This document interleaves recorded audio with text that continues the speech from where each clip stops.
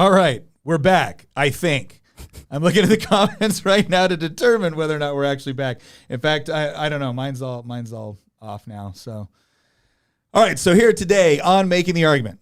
I went through this before, but I'm going to go through the title one more time. First of all, I want to thank Harrison, because Harrison from our group in Circle is the one that gave us the inspiration for this episode. And it was all to talk about how to make better arguments because, as we said before, if the right is so good at making arguments, why do we seem to be losing in the culture and in politics and in academia and the media? Like, what is wrong with our arguments that they're not landing? And so what we're going to do today is we're actually going to show some good examples of argumentation, but we're also going to make some really important distinctions that need to be made between things like formal debate versus having conversations with people. All of that and more coming up on this episode of Making the Argument. Live streaming is so fun. I mean, we've got all these problems, but they got fixed, hopefully. Let us know in the comment section. But again, thank you to Harrison for giving us the idea for this episode. I know there's some really interesting things that happened at SCOTUS earlier today. Nick, I'll help you get the iPad set up. Anyway, if you haven't already, go down to the Circle link in the description of this show. Become a member of our community chat. We would love to get to know you there. We so appreciate everyone who gives us feedback on each show and gives us all these ideas. But anyway, I'm glad the stream's back up. Hopefully everybody's audio is working well, and let's get right into it. All right, as always, I am your host, Nick Freitas, member of the Virginia House of Delegates, but other than that, an okay guy. With us today, my beautiful bride, Tina, Queen of the Bees. Hello, everyone. And then we have our political prognosticator and resident historian, Christian Hines. Hello. Wow. You okay, want me to say more than that? I could just, how about like a friendlier, nicer hello? Okay, so last night I was up until like 5:30 a.m. Here we go. And I stared reading about the Spanish Civil War, and it was really interesting. All right, anyways. then we have Hamilton, the mediocre Hamilton. No longer the good Hamilton today, the mediocre or the bad Hamilton. Either one works. Hamilton, the good Hamilton. You're still the good Hamilton, the one that doesn't like central banking. I'm sure the next time it's certainly getting changed, right? Oh, the next time you're going to produce a re-education camp. But you will be taught that this organization does not tolerate failure. All right. So let's get into. We might want to cut that one for the audio uploaded version. Let's get into this. All right. Here's the thing that we need to understand about making the argument. And here's what you need to understand about debate, and specifically formal debate. You will probably never do it. And here's what I mean by this. I've been active in politics for, I don't know how many years, a long time. My mother had been active in politics. And so at a pretty young age, I got to see this and I got to attend some debates on various things. And then I was the chairman of a local committee before I actually got elected back in 2015. And I did my first term in 2016. And now I've been in the legislature. So I've been in a deliberative body. Right. In fact, the oldest deliberative body continuously operating deliberative body in the Western Hemisphere, the Virginia General Assembly, which is over 400 years old. And you occupy James Madison's seat. I do. I occupy James Madison's seat. So I say all of this to point out that in my entire life, I've actually been in 2 debates, and they were in high school. I haven't even been in a formal debate. Well, that's because they always do forums, and they're always that's my point. Lame, right? That's my point. This idea, the debates with Ben Hickson when you ran for re-election in 2017 didn't count. No, those were forums. They were all. I could have sworn at least one of them was an actual all of them debate. Forums. All of them were forums. Every single thing I've been in political office has been a forum, which is to say that essentially they go through this process of asking me a question, asking my opponent a question, and then we each get to answer. But there is no like cross-examination. There is no process where we go through and get to ask follow-on questions of our opponent or anything like that. It's nothing like the sort of formal debates you see with like Oxford or the Soho debates or what you see at most college campuses. So that sort of formal debate process typically just doesn't take place. And so what you're far more likely to find yourself in is not some sort of heavily structured debate setting. It's just conversations. But a lot of times I think we have this expectation that we can lay out arguments that would work very, very well, where we would score points in a debate, and then we expect them to score points with our friends or our coworkers or our family members or our kids. Now, this doesn't mean that you completely just ignore the laws of logic and you just ignore coming up with very rational evidence-based arguments that are heavily data-driven. You don't do that. All right, you need those things. But it's time that we start to understand what it is that we're actually trying to achieve through the conversation. So let's start off with defining some terms. What do we mean when we talk about the laws of logic? Right? This is like the fundamental groundwork of debate. What we're talking about things are like the law of identity, the law of the excluded middle, the law of non-contradiction. And put very, very simply, the law of identity, right, as an equation is just A equals A. It just means that, you know, the whatever the thing is, right, it has unique characteristics that make it that thing, right? And that thing is not the opposite of that thing. That thing is not something else. And this seems so obvious, but in a world where identity has been completely challenged, it produces some real problems that we're going to get to in this conversation. Step 2 is the law of the excluded middle. And that's the idea that there's not some strange middle ground to where the law of non-contradiction doesn't exist or the law of identity doesn't exist. There's not some third way, right? We're accepting these rules. And the law of non-contradiction, very simply put, is that something cannot, like a statement or a proposition cannot be both true and false at the same time and under the same circumstances or conditions. And these are fundamental. These are fundamental to be able to have conversations. And what's so important to understand about the laws of logic is that these are not something that people created. They're something people discovered. They're elements of reality that we witness and that we actually rely upon on a day-to-day basis. Right? And then using these laws of logic, we come up with different arguments. There's different forms. We can get into syllogisms and stuff like that, but we're not going to get into all that. We're going to talk about, like, there's deduction and induction. Right? So a deductive argument might be something like, Socrates is a man, all men are mortal, therefore Socrates is mortal. What you're essentially saying with a deductive argument is that you're arriving at certainty. You're saying that if your premises are true, then the conclusion leading from those premises must be true. Right? Then you have inductive arguments. And here's one of the ways I like to explain induction. Induction is essentially saying that something is true with a high degree of probability, right? Deduction is, no, it has to be true. If the premises are true, the conclusion has to be true. Induction is more about there's a high degree of probability this thing is true. And a lot of what we do throughout our life relies on induction. When you go out to your car every morning, you put the key in the ignition and you turn it over, right? You haven't first done massive studies to determine whether or not physics still works. You haven't gone through and checked under the hood to make sure that your engine is still operating. You haven't done any of those things because the last several mornings you got up and put your key in the ignition, turned it, you got the result that you were looking for. Right? So if you do it tomorrow, that same thing, well, there's a high degree of probability that it will happen again just the way it happened before. And this is how we live most of our lives, right? We rely on these things. Again, they're not something that people created. They're not systems or structures that people created. These were discoveries. These were things that we recognized about reality just through the process of living our lives. And so we put these terms to them so that we could easily convey and explain them, all right? That's what it is. Now, when we look at the second thing, if we go to the slide here, and this was something that Harrison asked us to point out, and these are what are logos, ethos, and pathos. So logos appeals to the audience reasoning, building up logical arguments. So think of this as applying the laws of logic, right? It's about bringing evidence to make good inductive arguments. It's about establishing good premises to make good deductive arguments. That's all right there on the logos. And the reason why this is so important is because this used to be the thing which governed good debate. This used to be the thing where right, left, and everyone in every other different part of the spectrum could come together, and if you could make a rational argument, that was the most important thing. Now, I would argue that it still is, but that's being challenged. The next is ethos. This appeals to the speaker's status or authority, making the audience more likely to trust them. So, for instance, trust the experts, right? You're told that if someone has a certain degree of expertise within a certain field, then there's a higher level of trust that we can assign to that person with respect to what they're telling us about that field. And that seems to make sense, right? That's a logical conclusion that we come to. If I want to ask a question about NASCAR and I'm talking to a NASCAR driver, well, then that's someone that I expect to have a reasonable amount of expertise, education, and experience so that when they give me their opinion, it's better than somebody that's never seen NASCAR before.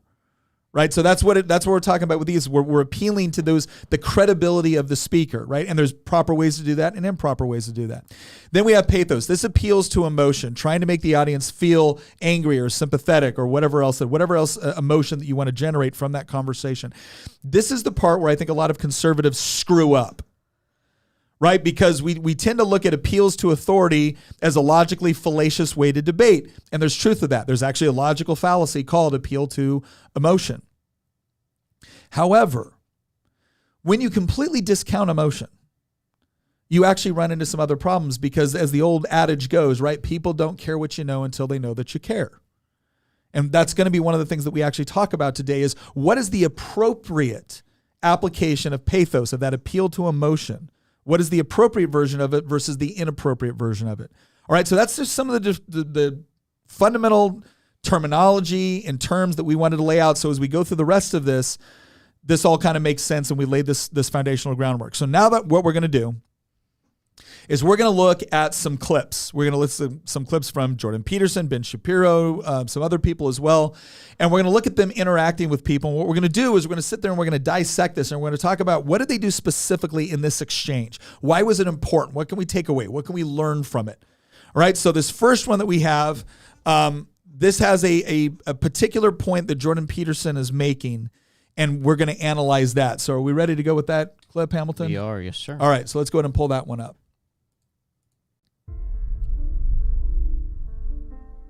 What is the purpose precisely? I am quoting things that you said. Why?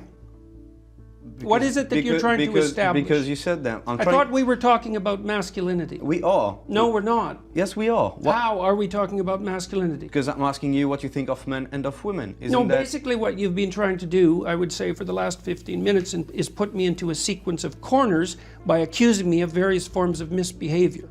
So why are we doing that? What's the point here? These are things that you said. My That's job not my as a question. journalist is to ask questions about what you represent and the ideas that you defend. Your isn't it? job is also to select the things that you might ask about in some manner that doesn't indicate a substantive bias.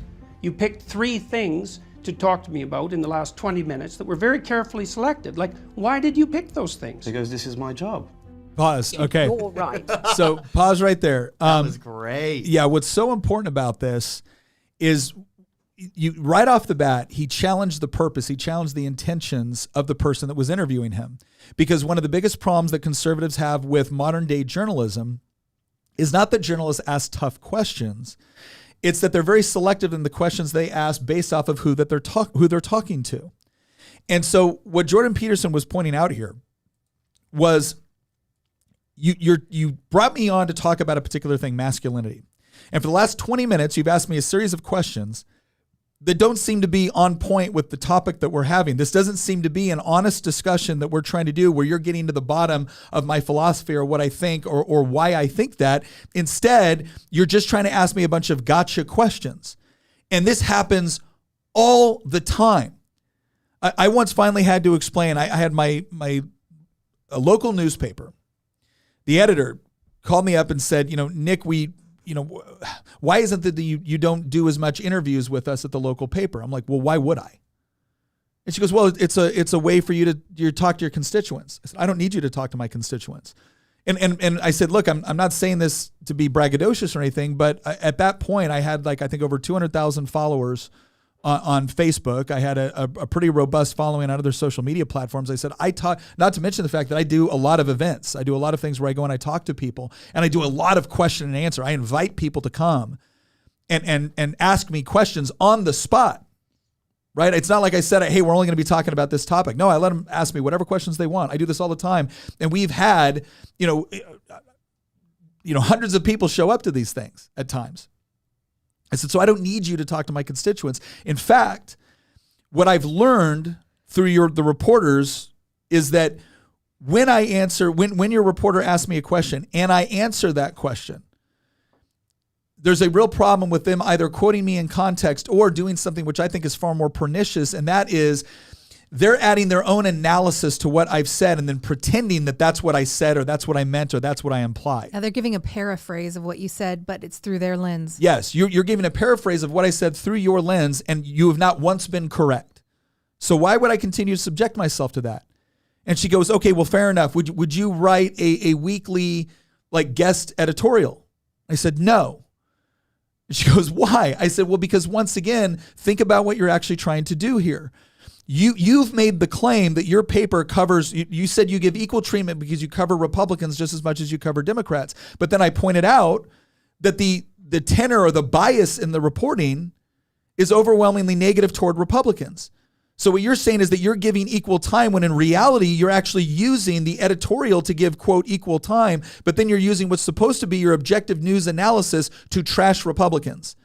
So by me coming on there and writing a guest editorial for you, what I'm doing is I'm helping your narrative that you're giving equal time when in reality, you're doing no such thing. Why are you doing that? See, the point of this was to challenge the purpose. Why do you want something done? Why do you want the interview? Why are you asking these questions? If you've invited me to talk about a particular topic, ostensibly because you want to genuinely understand what I believe and where I'm coming from, then why is this whole interview a series of gotcha questions? Right? I understand some gotcha questions, but why is it then, and this is a real problem, and this is something that you're going to think about when you have these conversations, when somebody is trying to do these gotcha questions and you answer them effectively, and then they immediately move on to another gotcha question. I like to stop back and be like, wait a second, so have I answered this sufficiently? Have we actually settled this issue before we move on to this next one? Well, that one never makes it into the paper. They just ask you a series of gotcha questions until they get one where they can misconstrue whatever you said in some way, and then that's the one that gets published. I mean, I'll never forget when you were talking about red flag laws in Virginia that were up for a vote during the Democrat-controlled administration, and you were talking about all of the ways that red flag laws can be abused. And the journalist said Nick was basically decrying suicide prevention laws. Yeah. That is what they called it. They actually took the Democrats' talking point for what they hoped the legislation would achieve and made that the subject of the bill. And I said, wait a second. I pointed out that I thought that this was a violation of Second Amendment rights, Fourth Amendment rights, potentially an infringement on First Amendment rights. And that's why I didn't think this was a good policy. You put none of that in your article and instead said, I just voted against a suicide prevention bill. This is why Donald Trump calls the media the enemy of the people. Yeah. And so understand something. What Peterson is doing here and what's really important and something that you should think about before you talk to somebody is what's the purpose of the conversation? What's the purpose of the questions that they're asking? Do they actually want to better understand where you're coming from or just better explain where they're coming from? Or is this a series of got you question environments? Now, again, this doesn't absolve you from having to answer hard questions or having to perhaps explain things that you've said in the past. But if they're asking you the question and then the moment you answer it, instead of acknowledging that you gave an answer or instead of acknowledging that, oh, I understand your perspective, they immediately move on to something else. That's the part where you have to question, okay, why are we doing this? What is the point of this exchange? Is the point of this exchange for us to better understand? Is it to come to some sort of compromise? Is it come to some sort of better understanding of the nature of the problem? Right? And establishing those things, there's nothing wrong with that. In fact, that's key to figuring out what's the purpose of this conversation in the first place. Why are we having a discussion? There's a question in the chat since we're right here asking, question, is journalism dead or dying? And I think it's neither. I think it's actually transforming. I think certain types of journalism is dead and certain types are dying, but a new type is emerging. So that's just my opinion. What's that? Where you don't need credentials anymore to report on what's going on. You can get your news from so many sources, and they used to have a stranglehold on, it was corporate media. Your newspaper back in the day used to be the one way that everybody got information. So when they misquoted somebody, it was fact at that point in the minds of the people, and they trusted their local paper. Now that is not the case, and they are quickly watching themselves lose their footing, and that's why they were frantically talking to you about this. Like, they wanted your input. They kind of need it. But they want you to still believe that you need them, and we don't. We can get our news from so many other sources now, and there's so much information right at your fingertips. Now, the negative side of that is that you can get things that aren't quite right in there. But if you apply some of what we're talking about here, these laws of logic, you can kind of figure out and weed through what's true and what's not, or what's probably true and what's probably not. Yeah. So that's just my opinion, is that it is transforming. Yeah. No, I think I agree with that. Let's go on to our next clip. Because otherwise their lives are harder than they need to be. But what is it that you have that no one else has? What are you offering that no one else is right now? Well, I think that is what I'm offering. That's not part of the public discussion, and it's grounded in my clinical knowledge. So I've been a clinician for a very long time, and I'm familiar with the works of most of the great 20th century clinicians and a reasonable amount of philosophy and a good swath of literature. And I'm a credible scientist, and so I can bring that all together. And I've tried to bring it all together and to make a case for the significance of individual life and the psychological necessity of courage and nobility and responsibility, these things that sound old-fashioned, but are old-fashioned in the best sense. They're old-fashioned. Let's go and pause it there. All right, so you saw what he was doing. When we look at those things again with the logos, the ethos, the pathos, right? Ethos was the whole idea of establishing credibility of the speaker. So you saw right there in a very short and concise manner what Jordan Peterson was doing. And what's important to understand is that previously in this interview, she had asked Jordan Peterson, so what is it that you're selling?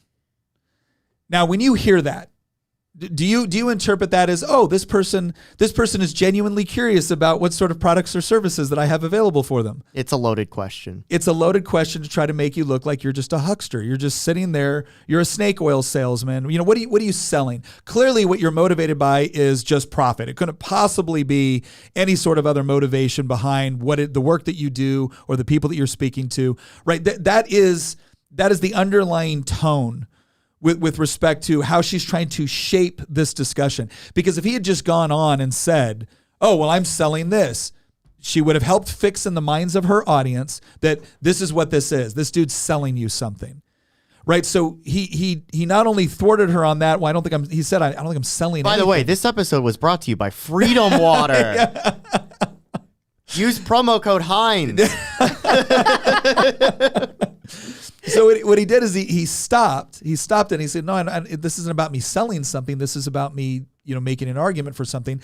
And then she proceeded, okay, well, then what makes it different? So that was a much more honest question, right? A much less loaded question. And so he proceeds to go in and explain, here's my credibility on this topic, right? When I talk about the General Assembly in Virginia, one of the things I will mention is I'm a member of the General Assembly because that has some relevance to the topic of the conversation.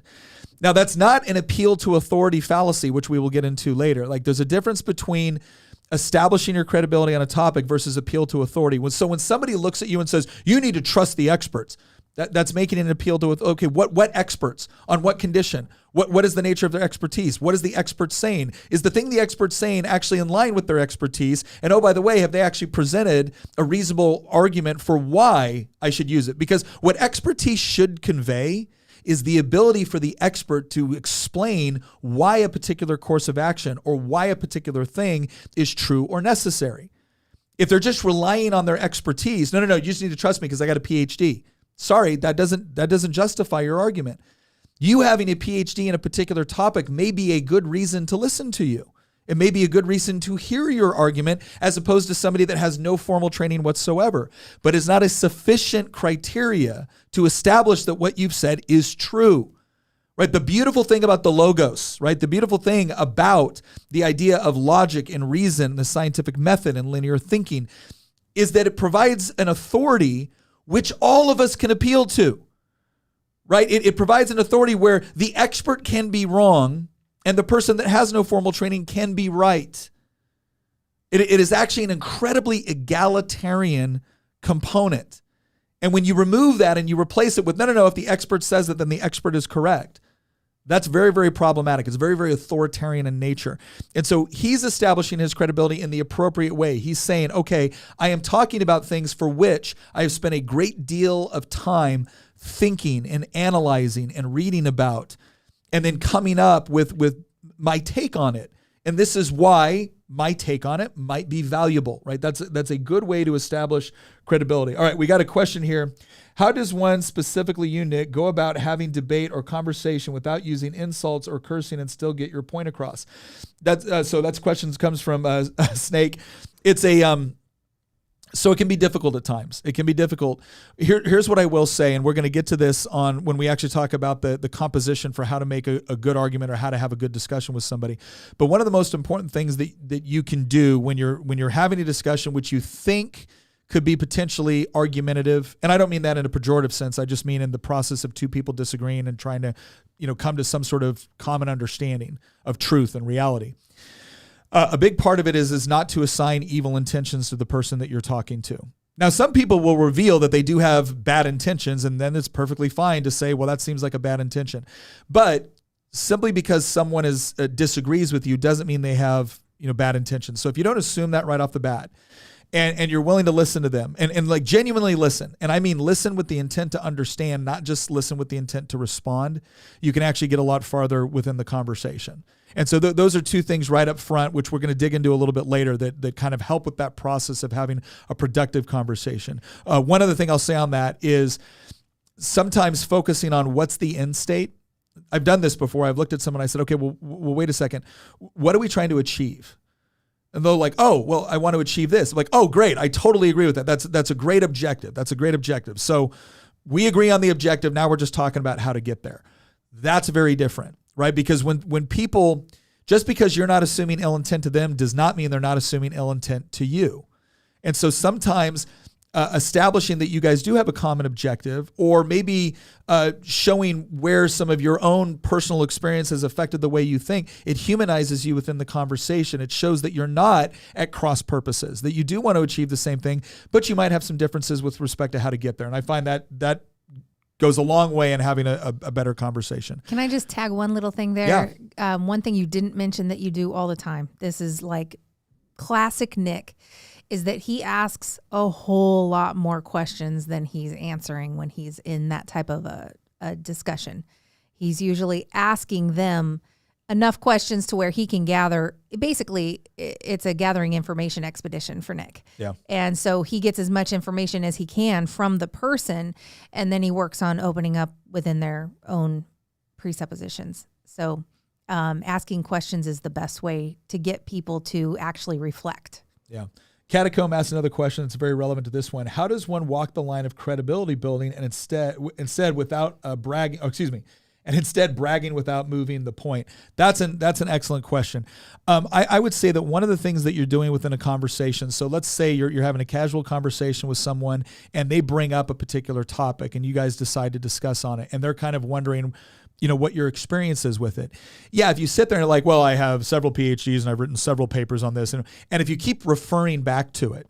So it's one thing to establish the credibility of something up front. It's another thing to constantly go back to relying on your expertise to carry your argument instead of the benefit of your argument. The other way to do it that I would say I think is maybe a humble approach is, so if someone were, I had someone, here's an example of me not doing it correctly. I had somebody that was arguing with me about the whole idea of unconventional warfare. And this person had zero formal education or training on unconventional warfare other than like reading a couple of articles. And at the time we were having this conversation, I was a Green Beret. Green Berets were established to perform unconventional warfare. I had engaged in operations that were unconventional in nature. Like I had practical experience, I had formal training, and everything else. And because this person was being so rude, it really caused me to kind of step in and be like, okay, there, Sparky, let me go ahead and explain the disparity here in experience. And that was the right way to do it. However, I could have said, well, look, here's my experience and my training on this. I've had this much formal training on it, and I've also actually engaged in these sorts of operations, and it's taught me a lot. Like one of the things that you do when you're not just using your credentials to beat someone over the head, but you're actually using the experience of your credentials to explain how it changed your way of thinking, or how it was formative in your own thought process. And you're not only adding your education, but your experience within a particular thing. It's like, I used to think this way about this, and then this happened, and it really changed the way I thought about it. That's a very sympathetic way to explain that you do have experience and credibility on this particular topic and why it's relevant to the conversation in a way that I think is humble.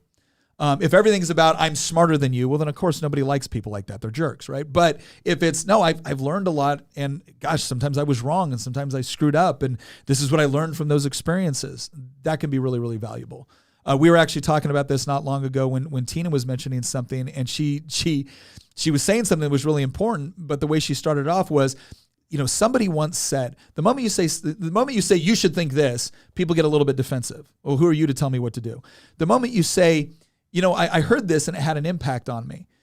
Now what it is you're a fellow traveler with them on this journey to gain additional information and knowledge and arrive at truth. And it's a much more disarming way to be able to share information and share credibility. All right, let's go ahead and go to the next clip here. I want to know, what is your answer to young people for some of the really big problems facing humanity, like the climate catastrophe, like economic crisis, like the precarious job market? Because they just don't, you talk all this much about individual responsibility. Most of us are never going to be able to afford to have all of these assets to have responsibility over. So what is your advice beyond banal comments like clean your room? Well, it's actually rather difficult to answer a question that ends with your comments are banal politely.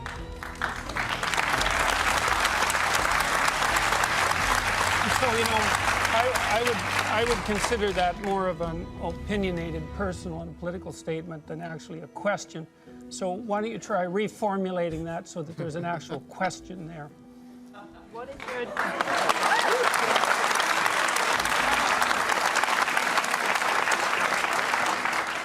So what is your advice to young people when you talk about you need to be individually responsible, but when there are things that are so far out of our control, like climate catastrophe, like the precarious job economy, like the economic crisis, what is your answer to Do you think that you're worse off than you think that you're worse off than your grandparents?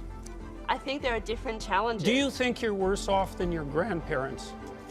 I think that Jordan, once again, we're not going to cross-examine our questions. Fundamentally, I'm a psychologist, and my experience has been that people can do a tremendous amount of good for themselves and for the people who are immediately around them by looking to their own inadequacies and their own flaws and the things that they're not doing in their lives and starting to build themselves up as more powerful individuals. And if they're capable of doing that, then they're capable of expanding their career.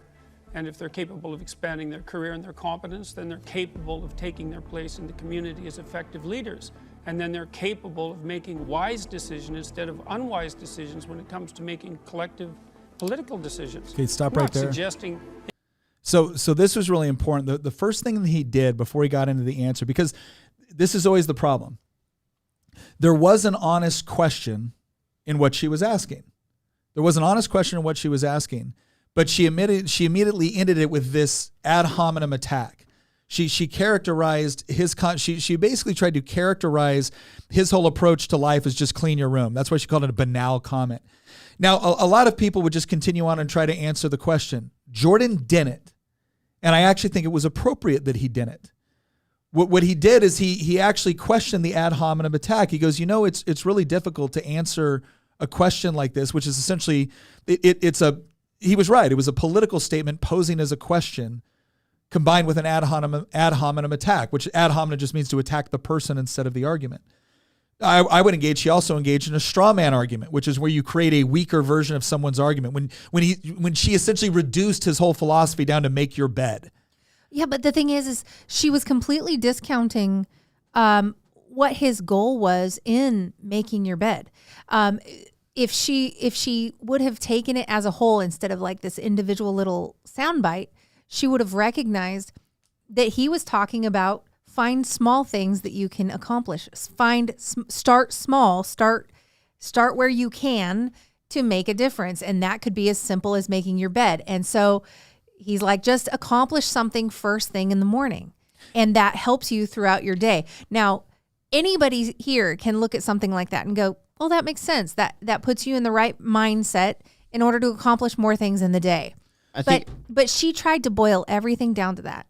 Abby brings up a good question in the comments. She said, so do you have to go on the defense? Do you think Peterson went on the defense here, or was he actually going on offense? I actually think he went on offense. So a lot of people would go on defense, or they tried to. Here's what a lot of people would do, and a lot of conservatives do. They're like, well, actually, I didn't mean just clean your room. I actually meant the moment you do that, you've actually given credibility to her critique. Yeah. And her critique was not credible. That's the point. What Peterson said was basically, this is a political statement, poses a question, and you're being rude to boot. So would you want to reformat it as a question?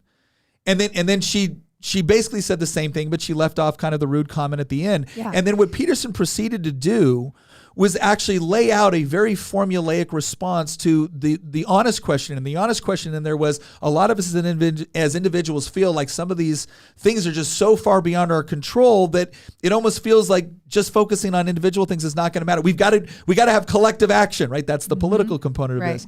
And what he said, he didn't discount her question. What he said was he established his credibility as far as, look, I work as a psychologist. That's what I do. And here's what I found. Right? You notice how he said that? He didn't just said, I work as a psychologist and this is what you need to know. No, it's I worked as a psychologist and here's what I found. Yeah. That when you can get people to focus on things within their control, then what happens is that over time they're able to expand their competency within areas that affect them, their family, their larger community. Then when they experience success in these areas, they're able to make wise decisions that affect a larger group of people on larger issues. But the point is that she wants to jump right to how are we going to handle these collective issues? And Peterson's saying that if you have a bunch of people that don't have their own lives under control, essentially making decisions for everybody, you're going to get a lot of really stupid decisions. Right. They're going to have horrible impacts. But if you have people that have demonstrated an ability, and it's amazing because this is actually a scriptural thing, right? Like, you have been faithful in a few things, I will put you in charge. It's once you start actually establishing credibility and competence in the little things and then expanding out, that you're actually in a position to be able to make decisions and to be able to give advice that other people are willing to listen to because you have demonstrated success and competency, not just demonstrated concern. Right. Like, this is one of the biggest problems that we have right now is like, listen to me because I'm so concerned. Like, I'm Greta Thunberg and I'm sitting here yelling at the UN because how dare you destroy my dreams? Who are you? Like, I think at the same time, he's also exposing a lie that has been fed to this generation and the previous generation as well. This lie that everything is bigger than what you can do, and everybody before you ruined this for you, and you're just going to have to live through hell because of what everybody before you did, and there's nothing you can do to stop it. Pretty much, it's bigger than what you can do. So we all have to work together in the collective to make this happen. And it's this idea that your individuality has no bearing on the current situation. There's nothing you can do to kind of better your own situation because your bed was made for you. You know, your bag was packed for you, kind of thing. And it's true that your bags kind of are packed for you. Everybody comes from a different perspective in life. You know, what your childhood was like definitely helps inform how you approach things. But how do we explain the person who overcomes all of that? Yeah. And I think that what Jordan Peterson explained is it's that process of taking it one thing at a time and working it out and overcoming it. One thing I wanted to also bring up real quick, and now on the audio platform, you can't see Jordan Peterson's body language in this, and you can't see the look on his face in this, but I'll kind of describe it for you. He looked like he is peering into her soul. He is giving her eye contact, and he is examining everything in his mind. You can tell that he is trying to figure out where she's coming from. Yeah. He's trying to analyze everything he said and look at her and try to see if she is giving anything away in her body language. You can tell that he is in full examination mode. Mm-hmm. And he's also assertive in it. So Jordan Peterson manages to be very assertive in the way that he conducts himself and the way he argues, while still being calm. He doesn't name call. He doesn't try to make people feel like trash. He just asks them questions, and he seems to be able to continue to have dominance in the conversation. And I think the way he does that is with his demeanor and the type of body language he uses. He doesn't shy away. He doesn't look away. There's a lot of like passive, sort of beta type of things that people do. I mean, when you're walking past somebody and you smile at them in order to show them that you're not a threat. Well, that's actually a beta move. You know, it's not really a bad thing? No, though? it's not. It's not a bad thing. It is a social cue to let them know that you're not a threat. So maybe we shouldn't be calling it a beta thing, because when I think of alpha versus beta things, beta equals loser. Well, this goes. I'm not trying to say that somebody who smiles at another person is a loser. What I am saying is, if you're doing it because their demeanor has you nervous and you need to get some kind of response from them to show that they too aren't a threat, well, then maybe you are a beta. You know, if somebody gives you a look, you just move on, keep going. You know, don't let it affect how you are. And so I really appreciate the way that he does that in his demeanor. He doesn't let on that she's got him upset in any way. Yeah. And he just continues in his analytical mode. Well, there's a couple things here. Like Life in a Nutshell points this out, because I think one other problem conservatives have in debates is empathy, or a lack thereof, part of the pathos. Even when they have a point, it sometimes comes off as callous and insensitive at times. I think that's absolutely true. Again, a part of this is this idea of, do you want to win the argument, or do you want to win the argument by, quote, scoring analytical points, or do you want to convince somebody of a way of thinking? And I've shared this story before. I consider this my absolute greatest failure in argumentation. So I'll make it very quick. I was actually debating theology with somebody. When I was still in the military. And I was first really learning a lot about laws of logic, logical fallacies, and informal fallacies and things of that nature. And as we're debating the existence of God, he comes back and he asks me the question. He goes, "Do you think people that commit suicide go to hell?" And my response back to him was, that has no bearing on whether or not God exists. Maybe they do, maybe they don't, but it is essentially a red herring. It's not essential to the topic of the conversation that we're having. So I need you to stay on topic. Okay, well, I scored all the intellectual, analytical points you want right there. I was correct. I was correct in my analysis of his informal fallacy. I was correct that it wasn't relevant to the underlying conversation. But the biggest thing I screwed up on was the most important part of that conversation. It was, why did he ask that? Why did he ask that specific question? And if I would have just slowed down for a moment and not been so focused on winning an argument as opposed to actually achieving better understanding, I would have asked him, that's an interesting question. Why do you ask that? And then I would have learned that his wife had committed suicide and he was dealing with a great deal of personal anguish and grief over this. And what he was actually looking for was whether or not God cared about that. And nothing else really mattered about the existence. What mattered was he was tortured by something. And instead of understanding that, I arrogantly assumed the most important thing in that moment was to win an argument. That's the problem with debates, is that you don't necessarily know what type of debate you're getting into until you get into it, at least in the real world. Obviously, in the academic world, you set a time, you get speakers to show up, and you organize rules and all that. But none of that necessarily applies to us in the real world.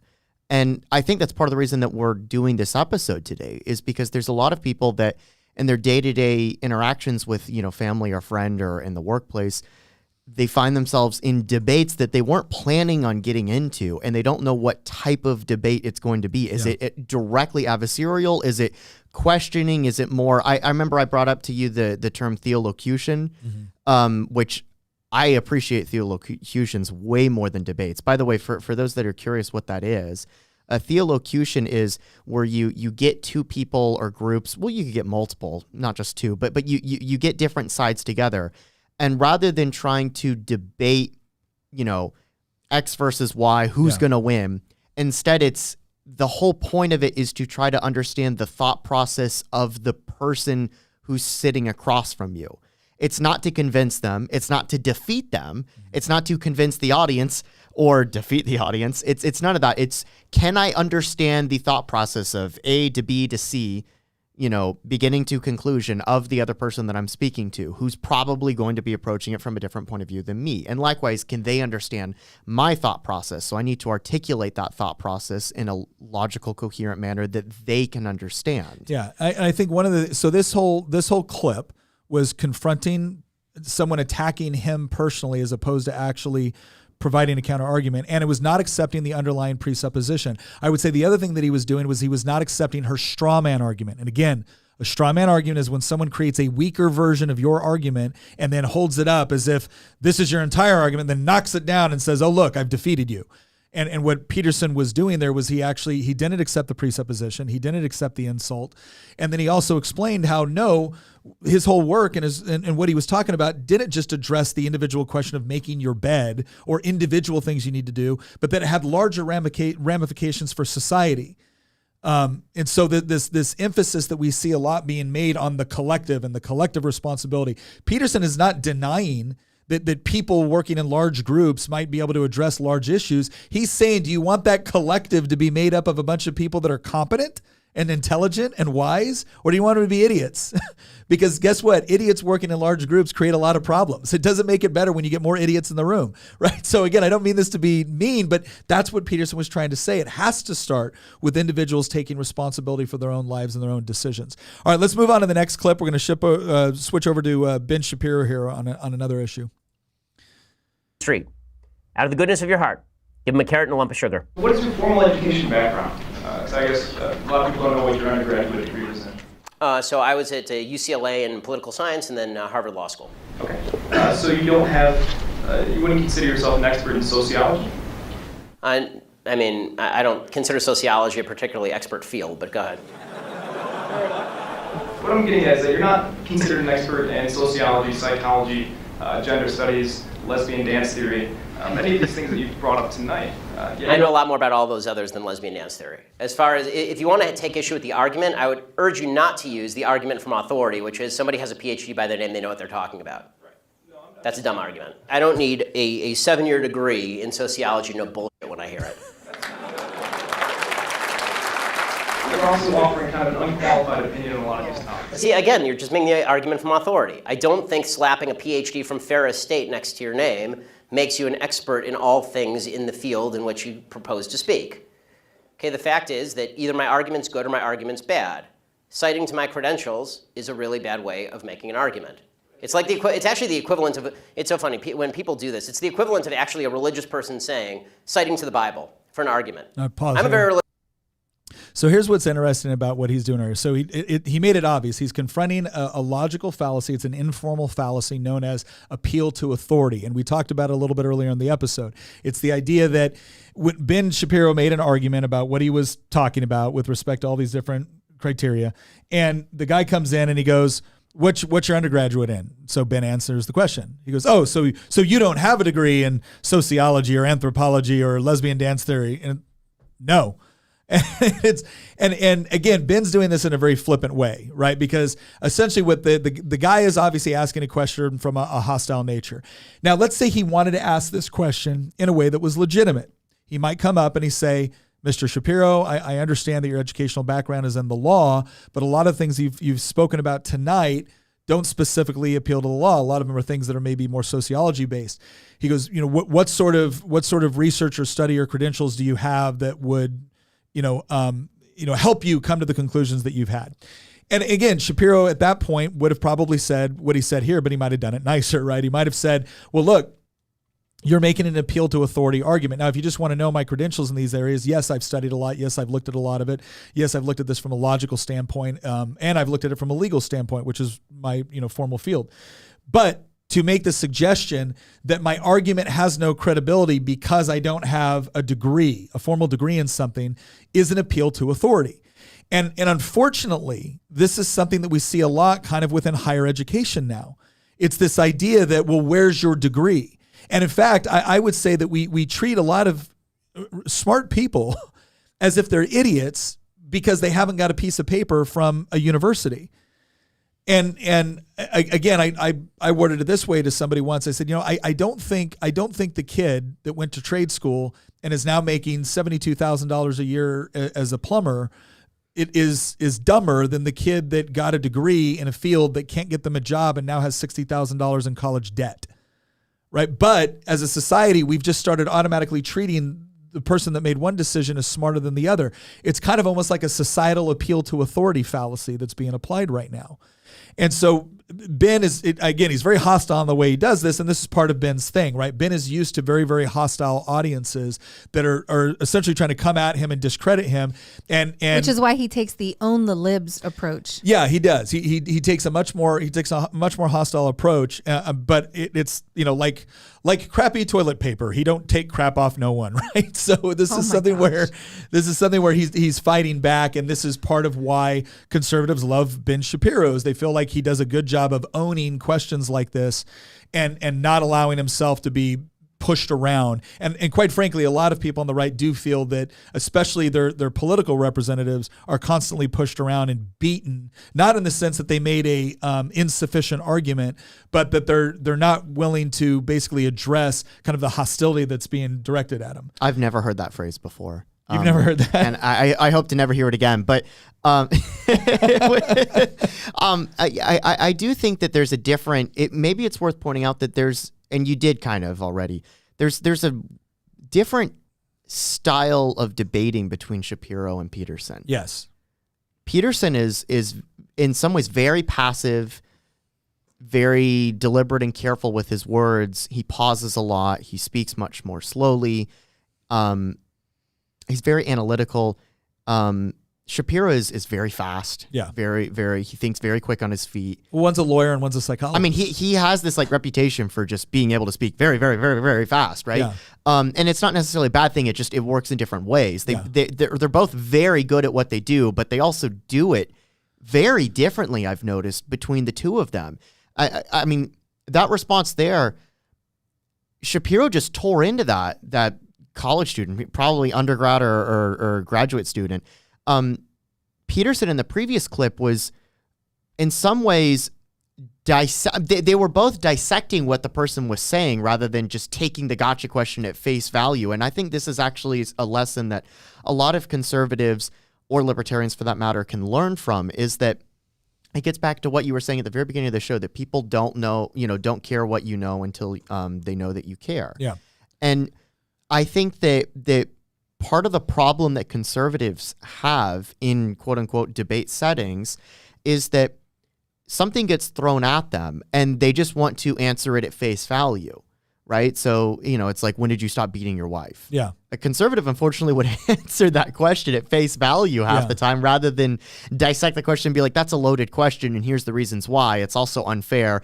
And also you're insinuating that there's certain bad behavior on my part. Rather than just answering it. I'm not going to accept the premise of the question in of itself. You're either going to need to reformulate it or admit that you're approaching from a position of hostile bias. And that goes back to the very first clip we saw. Conservatives don't do that. Yeah, it goes back to the very first clip we saw with Jordan Peterson establishing purpose. What is the purpose of this conversation?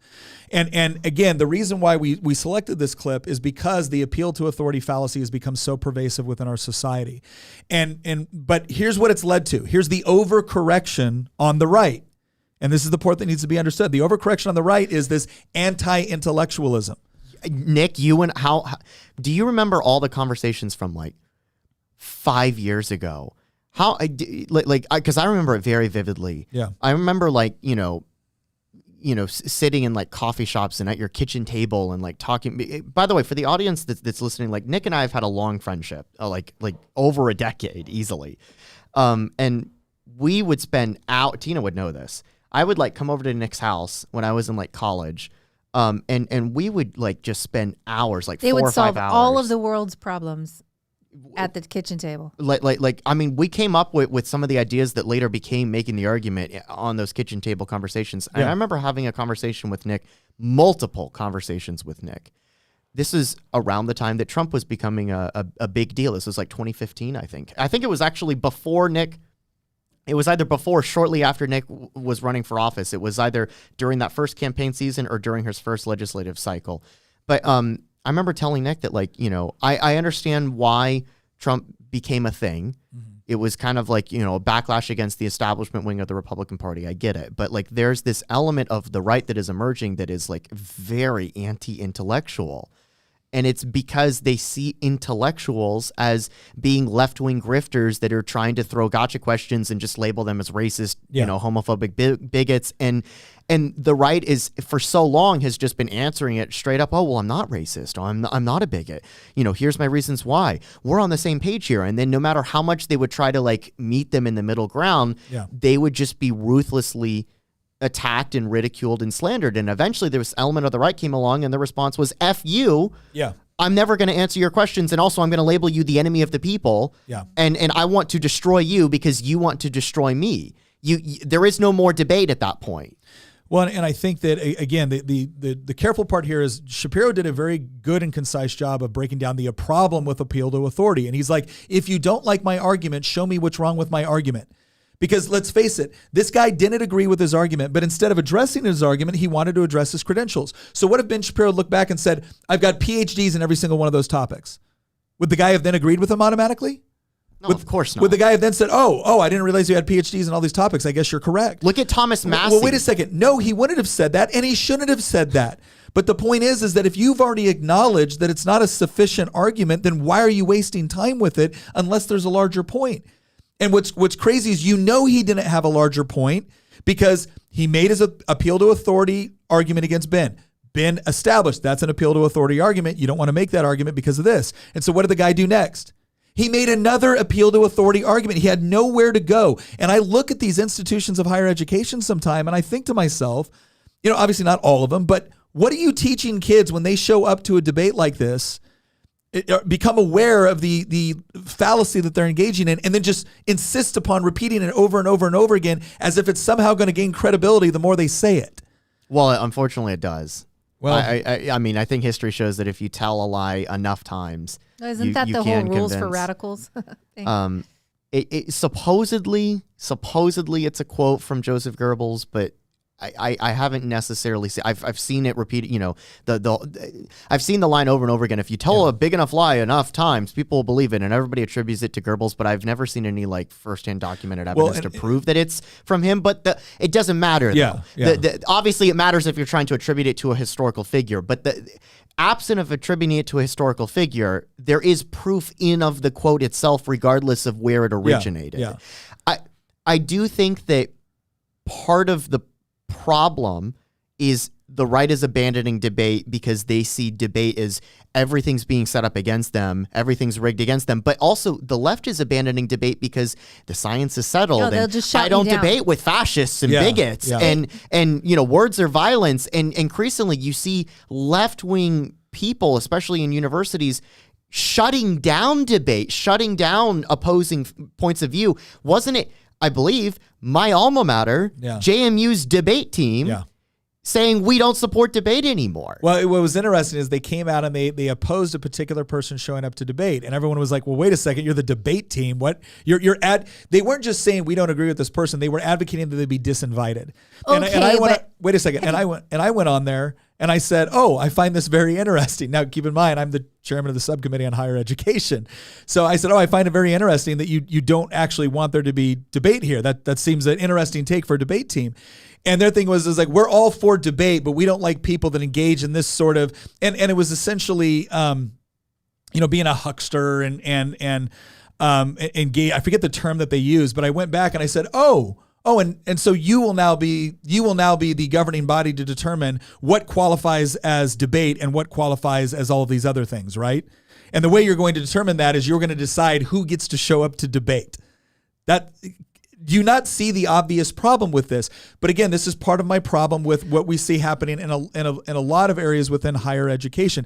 Now, Brian Betts brings up a point that he's like, well, look, just because someone with a PhD can't, fix the plumbing or whatnot, it doesn't mean that their own skills or their own knowledge is useless. In fact, one of the things that higher education is supposed to do is teach people how to think. And I agree that that's a purpose of higher education. What I'm starting to question is whether or not a lot of the departments within higher education actually see that as a purpose. Do they see that as, do they actually see the development of critical thinking skills as the purpose of a formal education within a university setting? I used to believe that was true. I'm far more skeptical of that now, and we're actually going to get to some of that a little bit later as we go, but we got to move on to our next video. Did you have one other thing? One other thing. I don't know if anybody saw the women's debate team that won, I think, nationally. All you have to do is watch one of their videos. Was that a speech team? It was a debate team, women's debate team. Okay, I thought it was a speech team, but okay, yeah. Okay. I think I know what you're talking about. It's probably one of the worst things I've ever seen. It was pretty. I mean, you're going to watch within the realm of debate and speech. It was a insanely university bad. It was a university debate team, right? I don't remember. It was basically the women's. But anyway, right. They won, and it's the Women's Debate Institute or something like that. But anyway, it was a lot of yelling and shouting. It's a Harvard debate team. Oh, it was, yeah. Go and look at. We'll see if we can find that video. Worst, maybe we'll bring it up. All right, let's go on to our next video here. So that last one was confronting appeal to authority. Let's go on to our next one here. Why do you feel that someone's personal gender identity and pronouns infringes your free speech? Can one not also argue, based on your interpretation, that professors can use racial slurs in their classroom and that the inability to do so would violate their freedom of speech? There's a difference between saying that there's something you can't say and saying that there are things that you have to say. And I regard these made-up pronouns, all of them, as the neologisms of radical PC authoritarians. Do you understand that? And I'm not a fan of that sort of person. And the reason I'm not a fan of that sort of person is because I've done my homework. I've read everything I can get my hands on in the development of authoritarian political systems, and I know the literature inside out and backwards. And I am not going to be a mouthpiece for language that I detest. Okay, so pause right there. So here's what was so important about that. Here's what he was doing.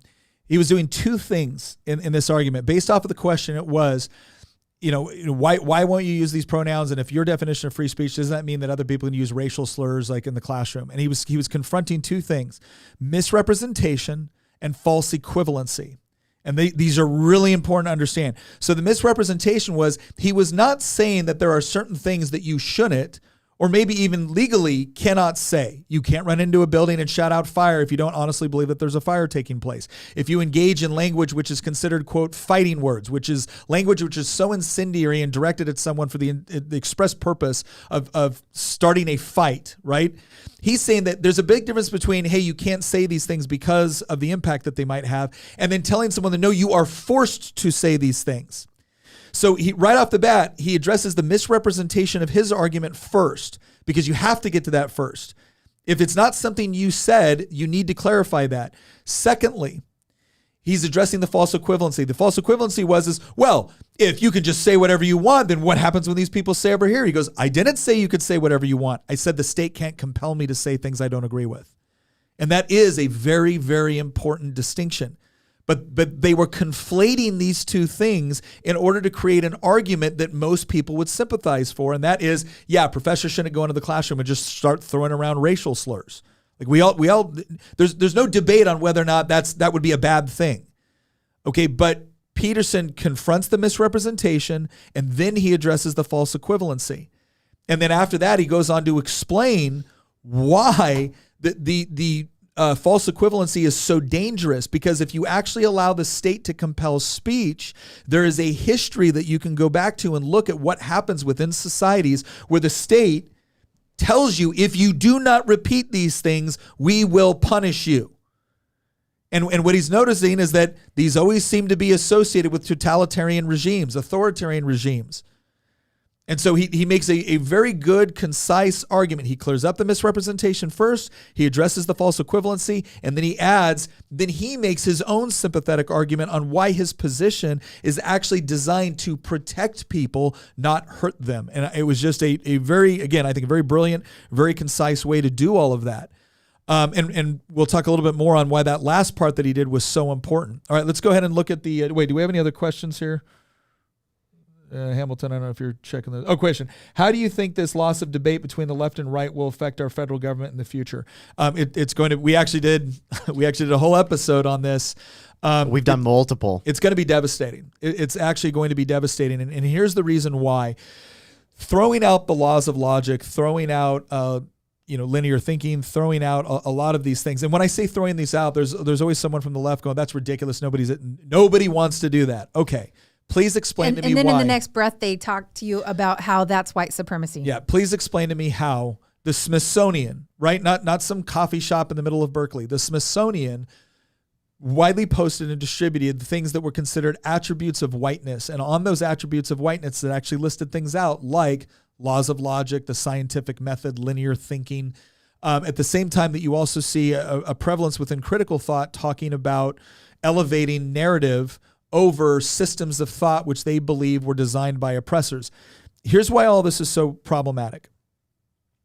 The moment you take away a shared standard where everybody can come and engage in a conversation regardless of their background, regardless of, their skin color, their sex, their whatever, who their parents were.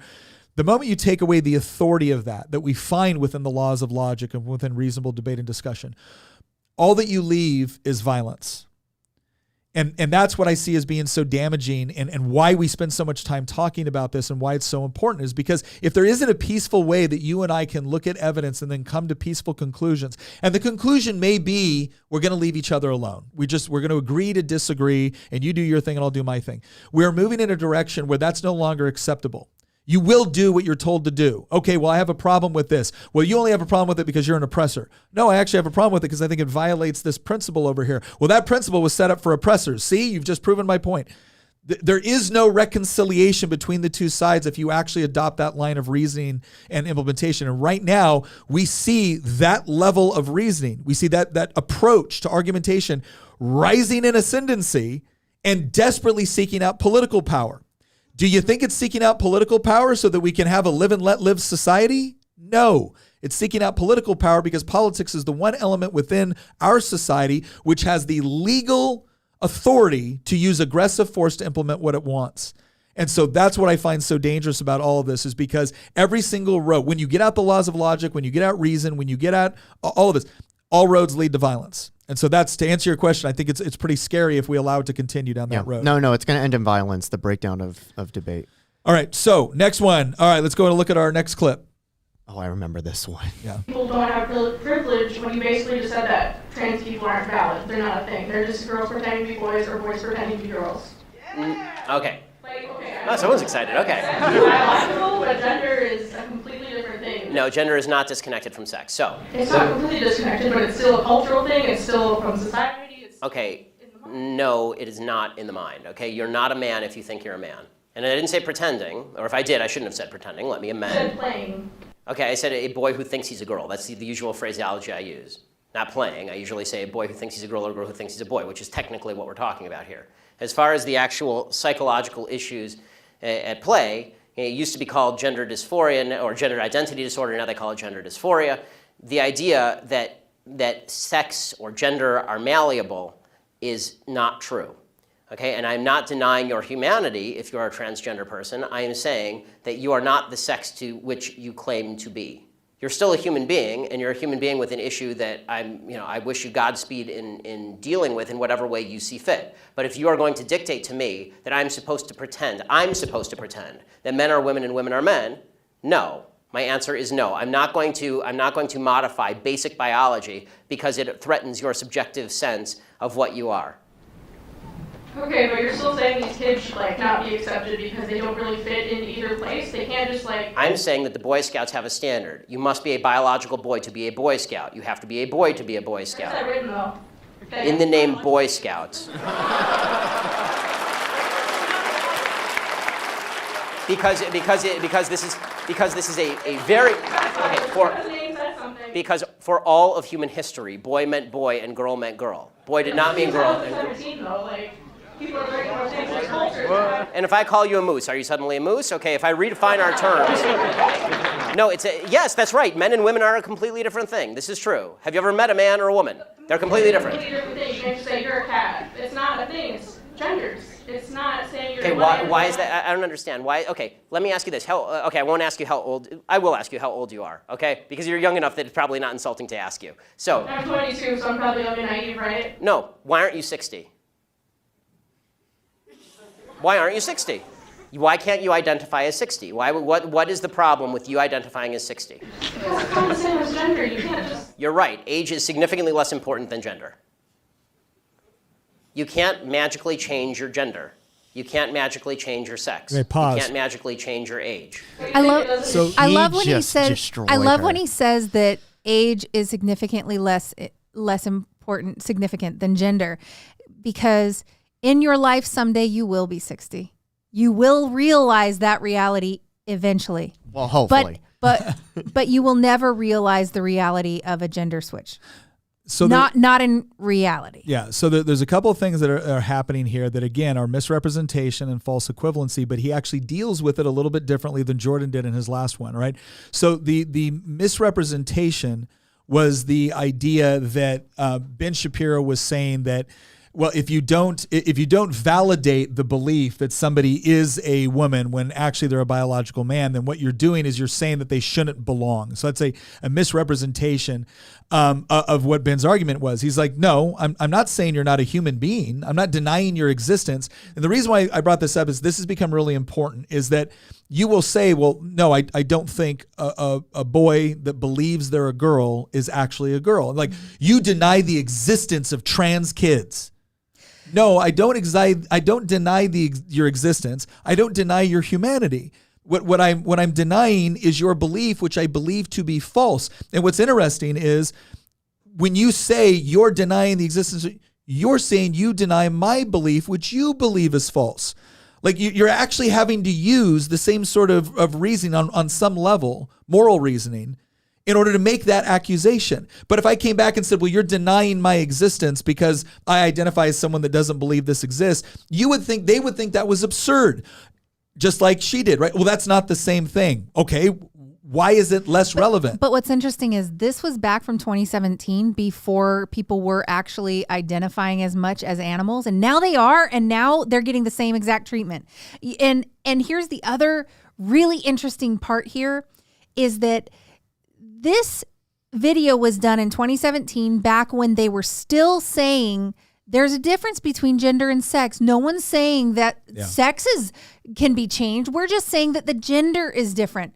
Now they say, I am a transgender female. I am a transgender male. They're not saying man or woman as in gender. So they now are telling the truth that they really do think that gender and sex are the same thing. They were just trying to get us to move the goalposts and be like, oh, well, okay, gender is different than biological sex.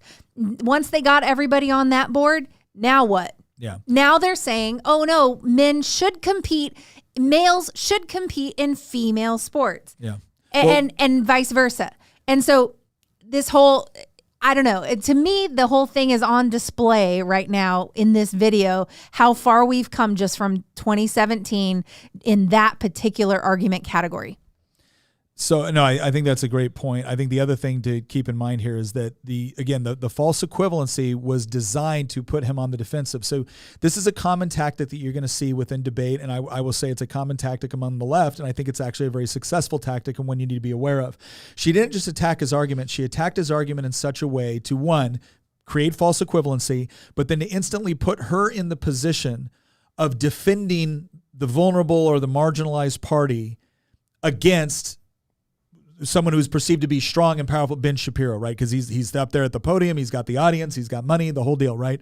So I understand it wasn't just a false equivalency. It was, you're a bad person, right? And I'm defending these vulnerable people over here against you. She's automatically putting herself in a very, very sympathetic position. Now, the way that Ben took that down was not just to make it abundantly clear that she had gotten his entire argument wrong, that she was incorrect in her analysis of the argument, not just in their differences of statements with respect to what constitutes male and female. She was actually wrong in her representation of his thing. So false equivalency, straw man argument. Now, what did Ben do next? And the reason why this tactic is so important is because honestly, I believe it's one of the final ones that the left still understands on some level. And I'm making a very broad statement there. When I say the left, I'm talking about this kind of like very, very hardcore, woke, progressive position. He engaged in what's called reductio ad absurdum. It's reducing your opponent's argument to absurdity. So when he shifted to that idea of how old are you? She immediately said, well, I'm 22, so I guess you think I'm young and naive, huh? He goes, no, why aren't you 61? She didn't know how to answer that. And the reason why, and so what did she revert to? Well, that's not the same thing. You're right. This is significantly less important than this. There are people in the back. So presumably, if I can just arbitrarily change my identity over here with respect to something that is significantly more concrete, well, then why couldn't I change it over here? And why shouldn't society then be required to acknowledge that?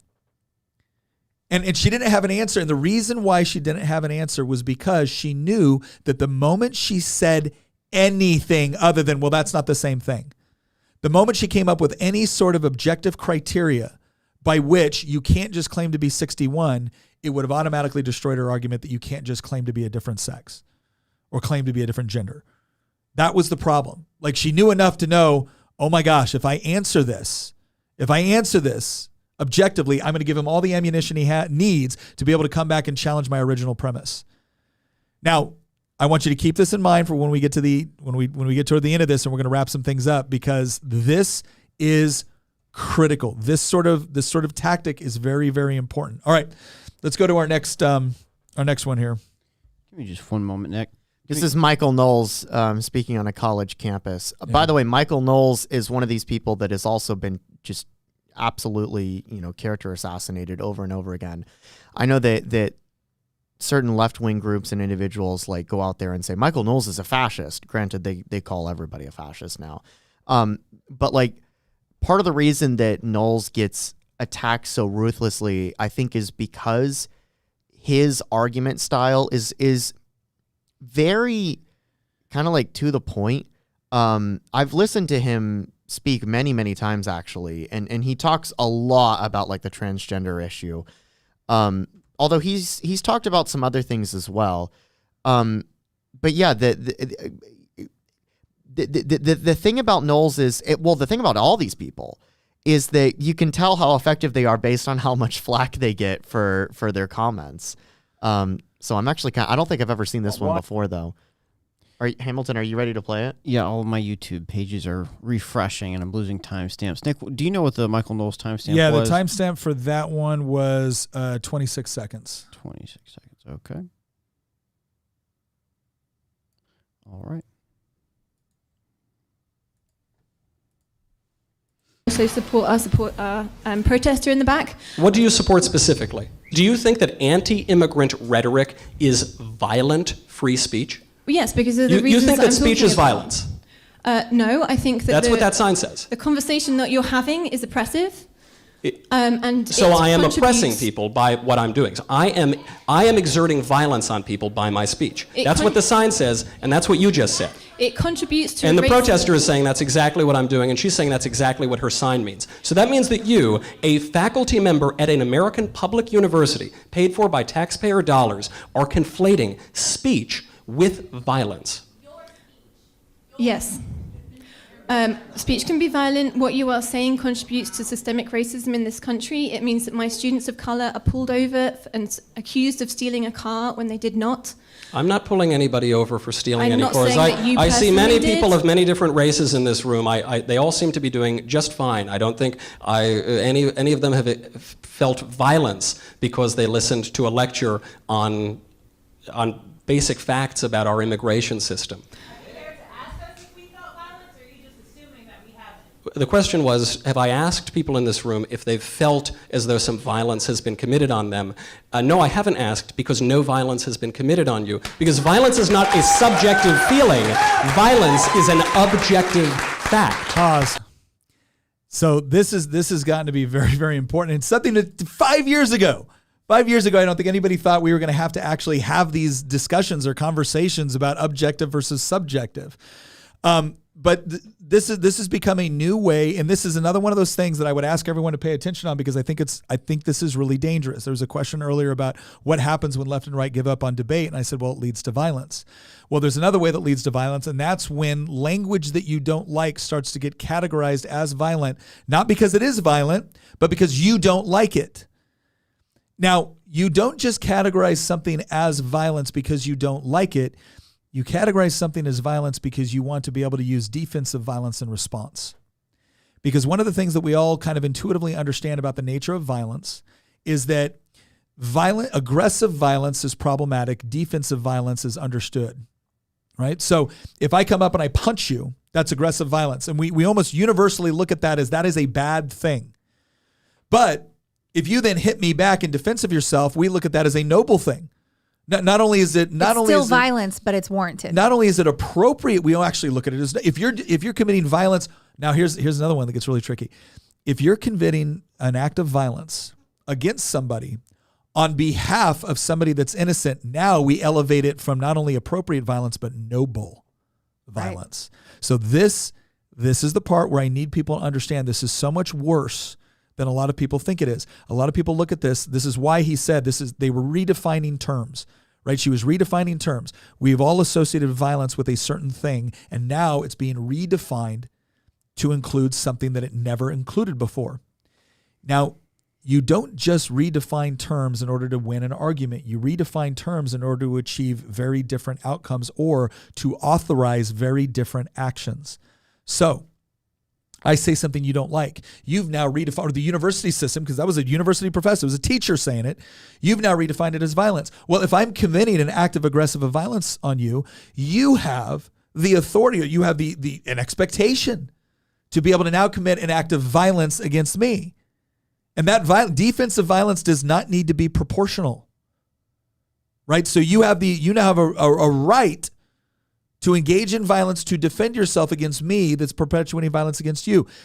And if you now let's say I'm not perpetuating violence against you, but I'm perpetuating violence against a group that you think is vulnerable or innocent and needs your protection.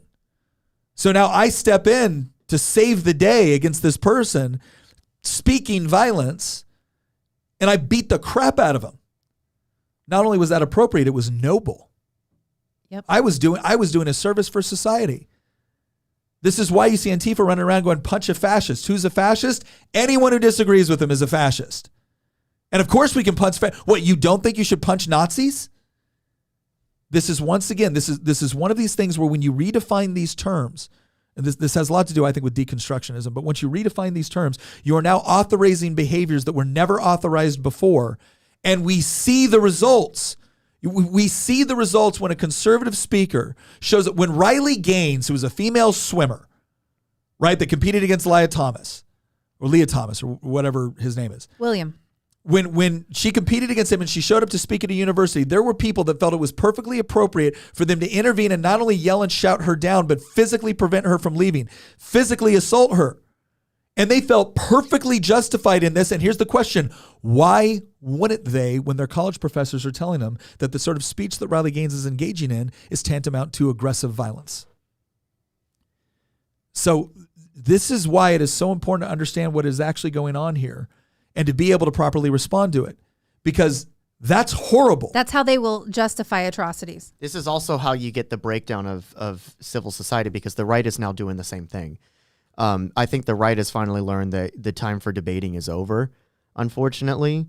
So that's my whole argument is I don't believe the time for debate is over. I'm saying the right believes. I think some people on the right increasingly that the time for debate is over. Well, that's because we've over and over again, how many times have you guys been in a situation where you are making a very logical, sound point, but the other side will not let you finish your sentence, and they just shout you down, scream you down, shame, shame, and they just bowl you over. You just repeatedly straw man you, call you names. And just shout you down, just get louder than you. And that is, I feel like, one of the reasons the right has decided, all right, fine. If this is the way it's done, this is the way we do it. That is a great comment leading into John's question on the MTA channel. Is cutting someone off in a conversation to further your intent appropriate? I see a lot of speakers on both sides do this, and it feels like dunking without showing respect. We do this on the show sometimes. Do we really do it to dunk each other. on each other, though? No, we don't dunk Well, on we each don't other, dunk. but We just we'll interrupt each other. I think a lot of times when conversations get elevated, like for instance, I was really irritated with, I want to say this. I agree with Michael Noll's analysis. I was really irritated with the way he handled that. Because essentially, she actually came off looking a whole lot better in that exchange than Because she he should have. talked over her. Because he kept interrupting her. He would ask her a question, then interrupt. Ask her a question, then interrupt. Ask her a question.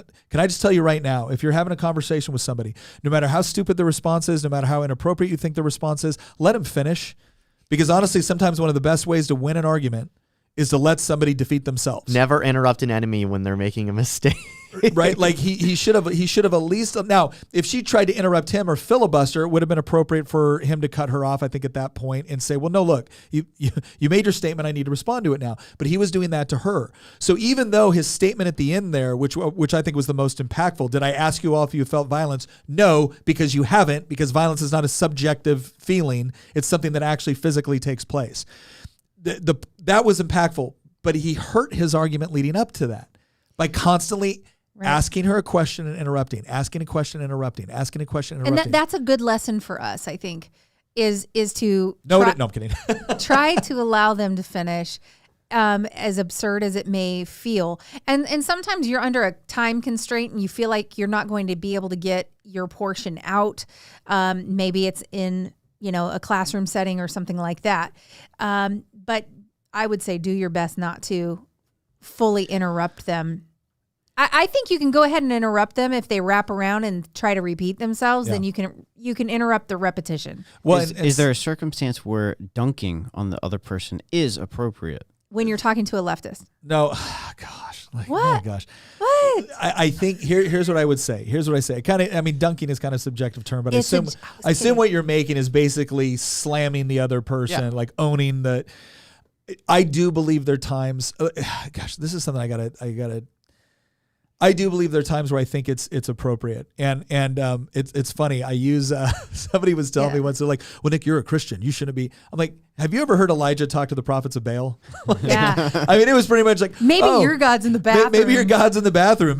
So look, is there ever times where I think it's appropriate to engage in maybe sarcasm or dunking or whatever it is? Yes, I think it is, but I don't think you should do it with somebody that's trying to have a good faith conversation with you. Sure. Right. When somebody is repeatedly being, like unnecessarily hostile and just the language that they're using is very, very incendiary. I think at some point when they've established that they're not having a good faith conversation and you dunk on them, I think what you're actually doing is you are doing sometimes in a funny way.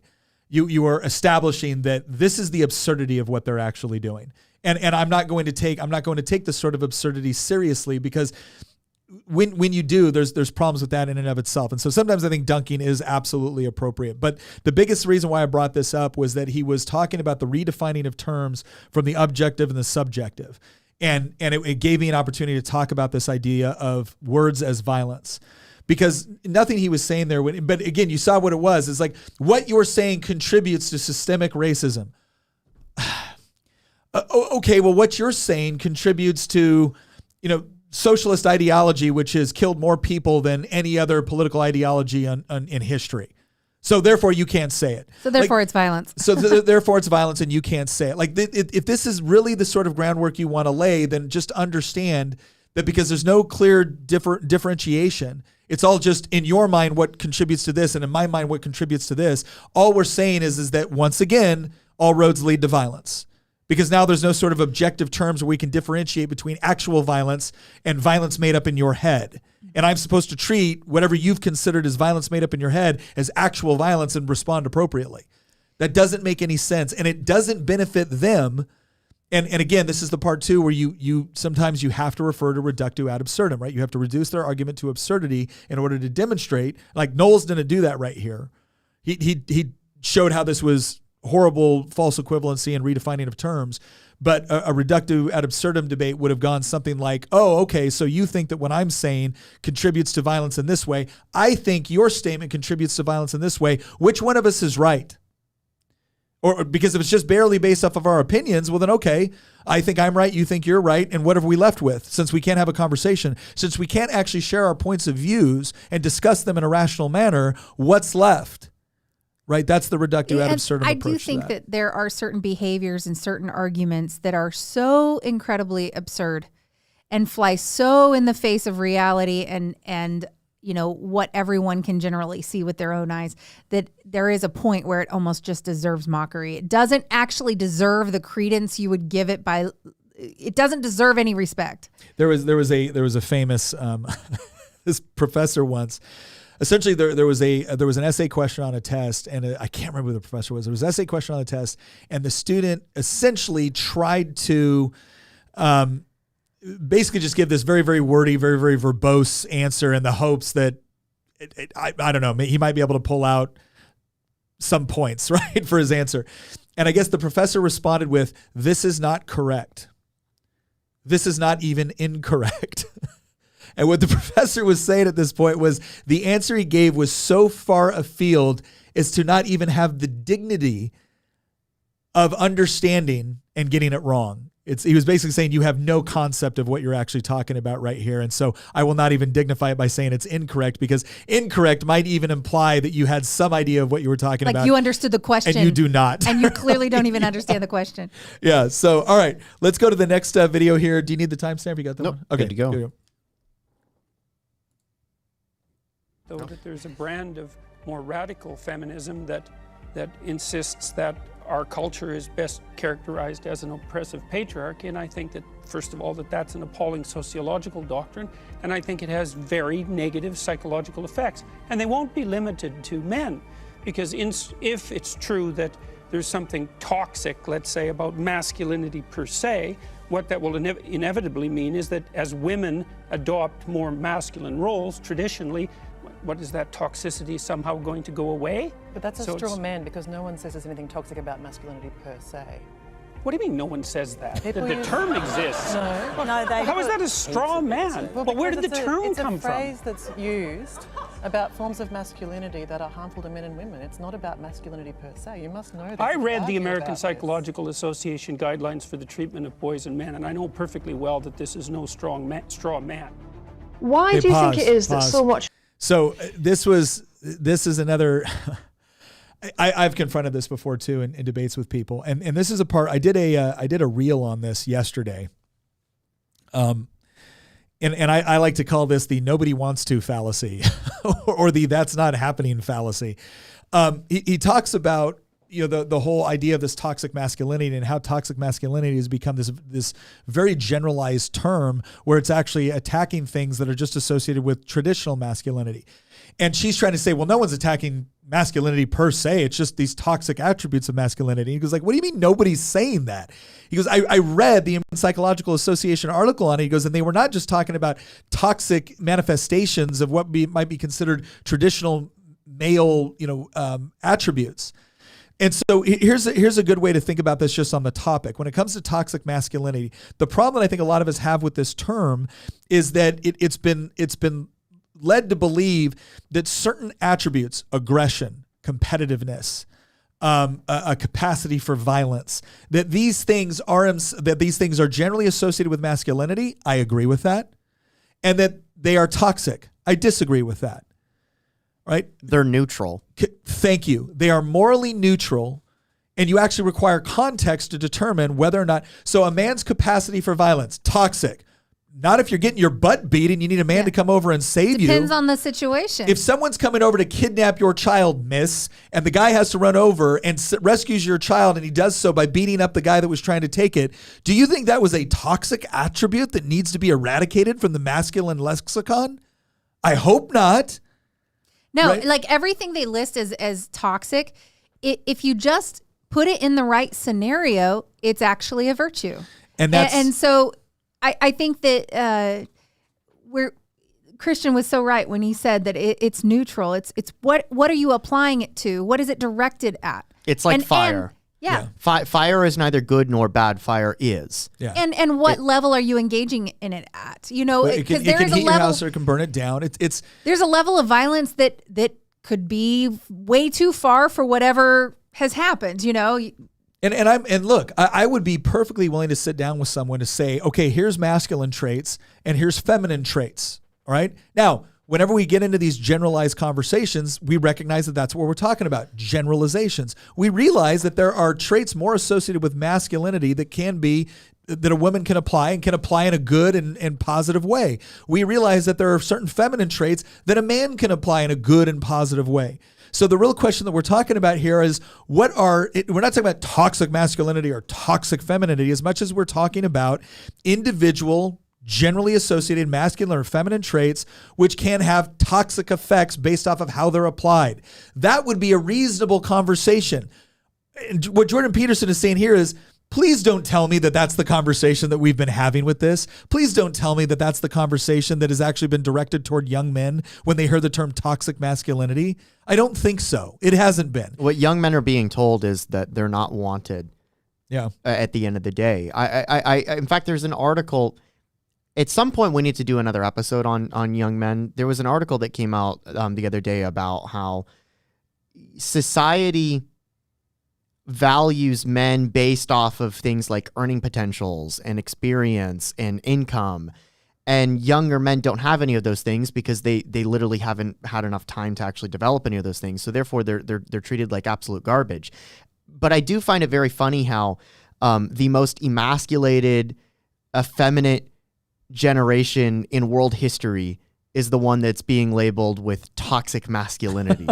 and by the way, emasculated and effeminate through no choice of their own. They millennial and especially Zoomer men have been raised in this extremely effeminate environment. Repressive. It's repressive toward men. So Brian Betts asked a question. He goes, "Are you aware of the Mythopieses who started the term saying if we only focus on the aggressive aspects of masculinity, it is toxic?" So here's what I would say. Again, there's a reasonable take on this conversation. And I'm also more than willing to admit that somebody can coin a term with a particular intention and that term can get hijacked. But I do think it's fair to say fascism. Yeah, I do think it's absolutely fair to say that term, and again, maybe he didn't intend it in all the ways that it's currently being used, but it is being used in those ways. And when you look at the common colloquial understanding of how that term is being used, it's absolutely being used in those ways. When the American Psychological Association lays out the argument that it did, it has been, that term either meant something that was wrong at the beginning or it has been hijacked. But like I said, it's perfectly reasonable for people to sit down and say, here are common attributes associated with masculinity. Here's a positive outlet. Here's a negative outlet. And we can call that negative outlet toxic if you'd like. I'm fine with that. That's no problem. I think the actual toxicity comes in the lack of control. Well, and women can have that too. It's a lack of control. So I don't think it's toxic masculinity or toxic femininity. I think it's just the toxic trait is you can't control it and you can't direct it where you want it to be directed. This all gets back to the whole redefining of terms and phrases. Yeah. Masculinity has never been associated. For thousands and thousands of years, the concept of masculinity has never been associated with the way that the left is currently associating it today. Aggressiveness within masculinity, that's now considered a negative trait. I'm sorry, but aggressiveness within masculinity is the reason that we have civilization itself, is because men that are ambitious and want to make something out of themselves have gone out there and built everything in this world. They've created companies, they've created inventions, they've created governments, they've established codified law, they have won and fought wars. Men have done every single one of those things. I'm sorry that sounds offensive to some people to attribute almost 100% of those things to men, but that is true. And all of that has been driven by ambition and yes, by aggression as well. And all of those things are associated with masculinity. And now we're being told to be ashamed of those things as boys and as men being raised in an extremely effeminate environment. Well, I think I heard somebody word it as, misbehaving boys in school are treated as if they're defective girls. And again, some of this is what I agree with that 100%. What I also find interesting is I think women have been sold a bill of goods on femininity And if you look at it, this seems to be this big push to make women more masculine at the same time that we're telling boys they shouldn't be masculine because it's toxic. And I certainly don't understand that paradigm, except if we can all appreciate that, once again, these are morally neutral attributes. In order to add a moral component to it, you need context.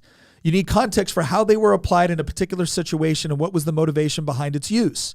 And once you can do all that, you can certainly look at male and feminine traits in any given situation and say, this was a toxic manifestation of this trait, or that was a positive manifestation of this trait. But that is not how this conversation has gone down. It just hasn't. And anybody who wants to tell me different, I'm sorry, I don't think you've been following the conversation. Now, if that's the way you wanted the conversation to go down, that's a worthwhile conversation. That's a really interesting topic to sit down and discuss. Like, what are these traits? What are these attributes? Why do we associate them more with masculinity or femininity? Why do we think that's positive in this aspect and negative in this other one? That's a totally interesting and I think perfectly rational and reasonable conversation to have. But it's not the one we have been having. And I think Christian's right. I think we have told boys that there's something inherently wrong with them, because the other argument back is, okay, yeah, they've been aggressive, but they've also beat women. They've also raped women. They've also started, unholy wars. They've committed atrocities. They're also responsible for the majority of those things. And you know what? Fair critique. But the question is, okay, what do we do about it, recognizing that there have been both positive and negative manifestations? We never before associate with like, oh, well, here's a negative manifestation, so therefore that's negative as a category now. No. And then here's what we also end up getting all the time, and it's what you saw in this. It's people making the broader argument, toxic masculinity, knowing very well that toxic masculinity might have a far broader definition. And the moment you question them or you challenge them on it, they all of a sudden narrow it back down to the thing that nobody had a disagreement with in the first place. Oh, that's right. Right? We That's get their this. MO. You get the same thing with things like CRT, critical race theory. Hey, I got a problem with critical race theory being taught in schools because I think there's some problems here. You have a problem teaching slavery? You have a problem with hard history? Oh, so that's what it is. Now CRT is no longer a complex legal theory. Now it's just teaching about slavery. This happens all the time.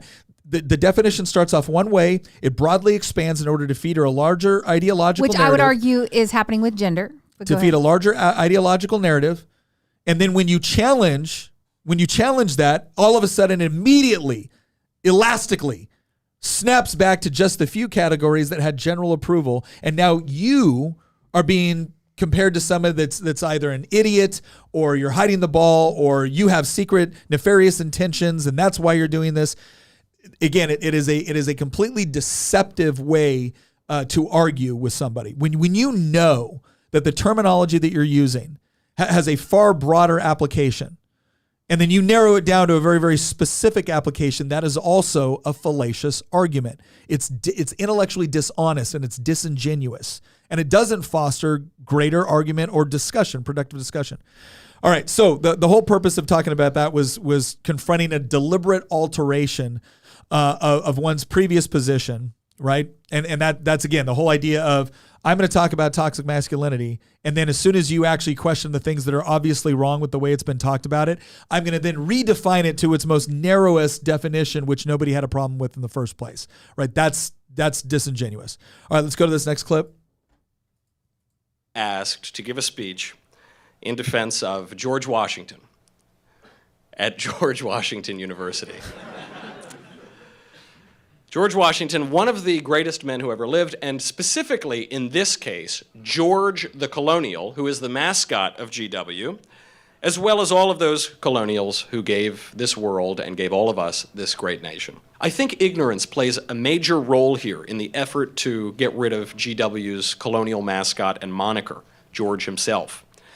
The activists make a number of mistakes, not merely in their logic, but even in their grasp of basic facts. The first of which is to whom the word colonials refers. The colonials that the mascot represents were not defenders of colonialism. In fact, they were the opposite of defenders of colonialism. They fought a bloody war, they risked their lives to end colonialism in America and to end rule in Great Britain. They wanted their political independence. You fascist! Shame! Shame! Shame! Shame! Shame! Shame! Like clockwork. These kids are really proving me wrong. You see, because my premise was that these students are ignorant and not well behaved. But they're proving me wrong tonight. Pause. You can't see the video, but this one kid, right? This one kid is actually getting into the faces of other people in the audience. He's not just yelling shame, shame, shame. He's actually engaging in aggressive behavior toward people that are just sitting there actually watching what's going on. And flipping them off. Yeah. So the point here is that this is one of the last points I want to make on this video before we switch into the final portion, which we'll talk about mechanics, and that is, don't stand in the way of allowing your opponent to defeat themselves. There are very, very few people that look at this and then say, "Oh wow, gosh, those students really made a strong point." Stunning and brave. Stunning and brave. Stunning and brave. They really did it. They really did. And you see Michael Knowles mocking this, right? This is an appropriate time to dunk on somebody. Michael Knowles sat there and he goes, "Oh gosh, they are really proving me wrong." See, because my premise is that these students were ignorant and rude and incapable of engaging in dialogue. And boy, have they just shown me that I don't know what I'm talking about, right? That is a good dunk on somebody that is engaging in this sort of behavior. And it's absurd, right? You look at this going, this is the best you got.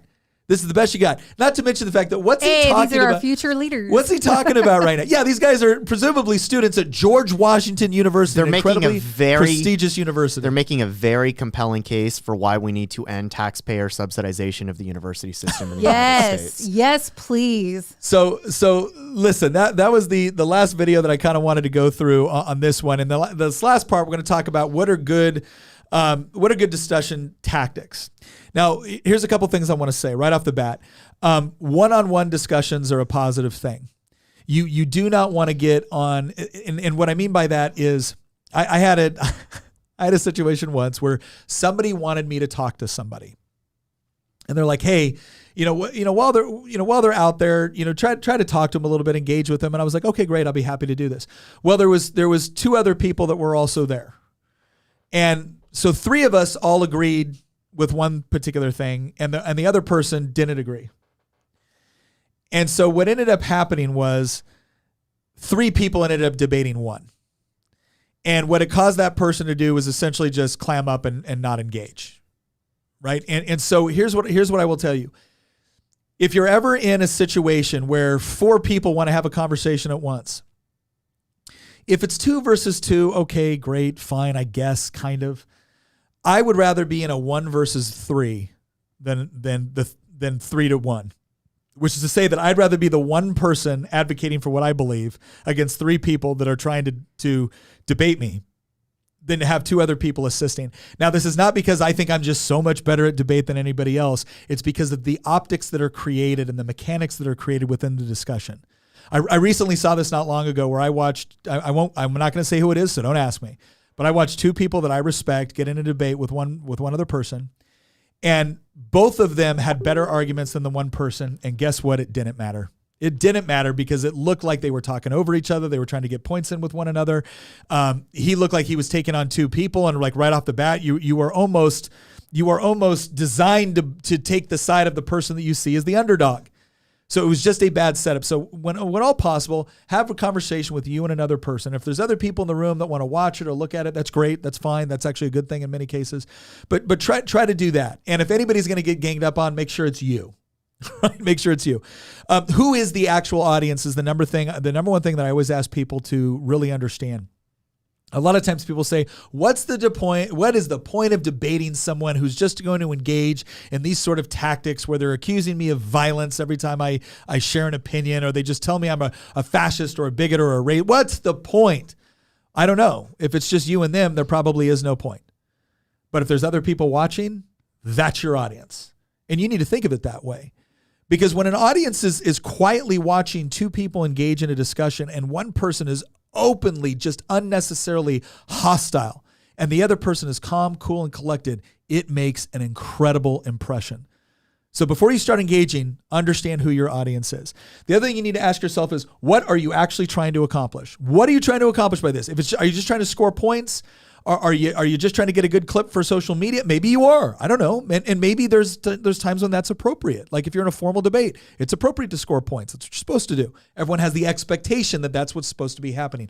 But if you're having a conversation with a coworker or a family member that you genuinely care about and you want to convince, then you need to start thinking about it from those terms and not just the terms of, I'm going to own this person or I'm going to dunk on him, right? You need to be thinking about what is the objective. All right, and the other thing you need to really think about the person first is what is the sort of baggage they're carrying? Like I said before, when somebody asked me a question that was totally off topic, but I could tell but gave an indication that there was something personal underneath the question, if you don't address that, or if you don't address that effectively, you are potentially risking the entire relationship. Because here's what I've found. With all of us to some degree, but with some people more than others, there will be a thin intellectual veneer covering up a mountain of emotional and personal baggage. And the moment you attack the intellectual veneer, they don't see it as you attacking their argument. They see you as attacking everything that they've experienced that has led them to that conclusion. And that's why one of the most important things you can do in certain settings, especially when it's someone that you're going to potentially maintain a long-term relationship with, again, a coworker, a family member, a friend, whatever it is, before you go to just start destroying the argument, start to understand the experiences that led them to that conclusion, because that will give you far more insight into where the pain is.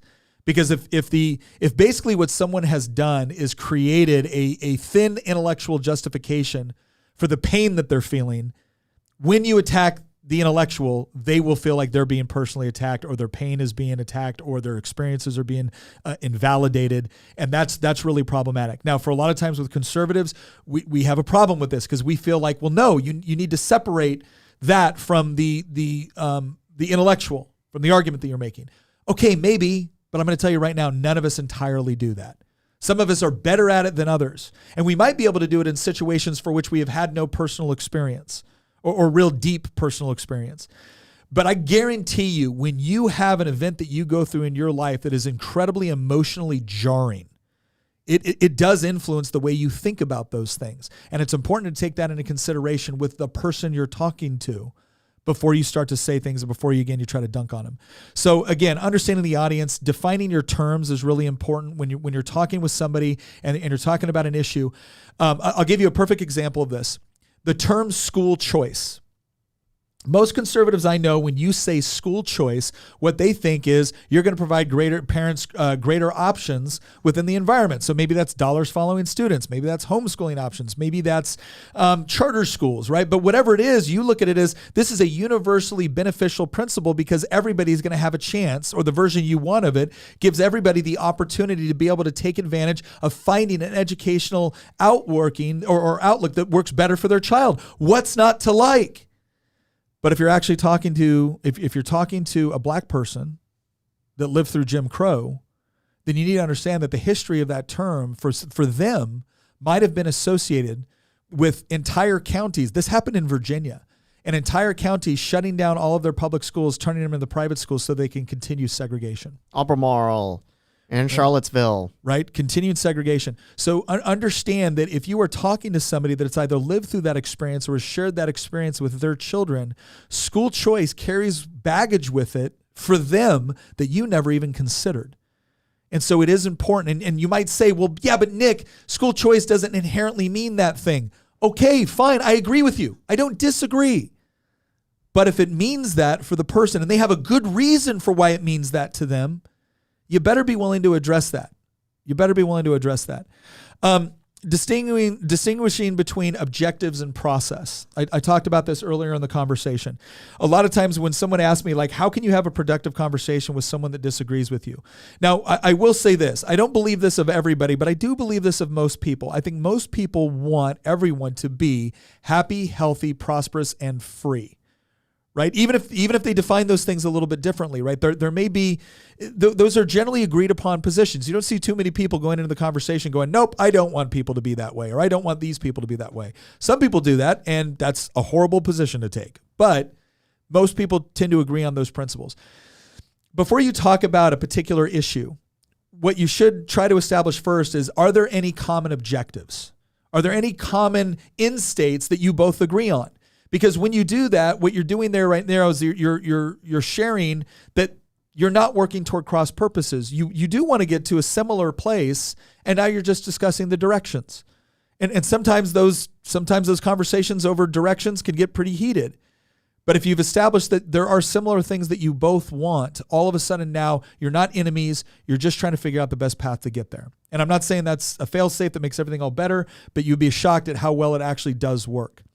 The other thing I will say about this is people have asked me sometimes, why do I focus so much on the philosophical and the fundamental and the logos? It's because, as my grandfather used to say, figures don't lie, but liars figure.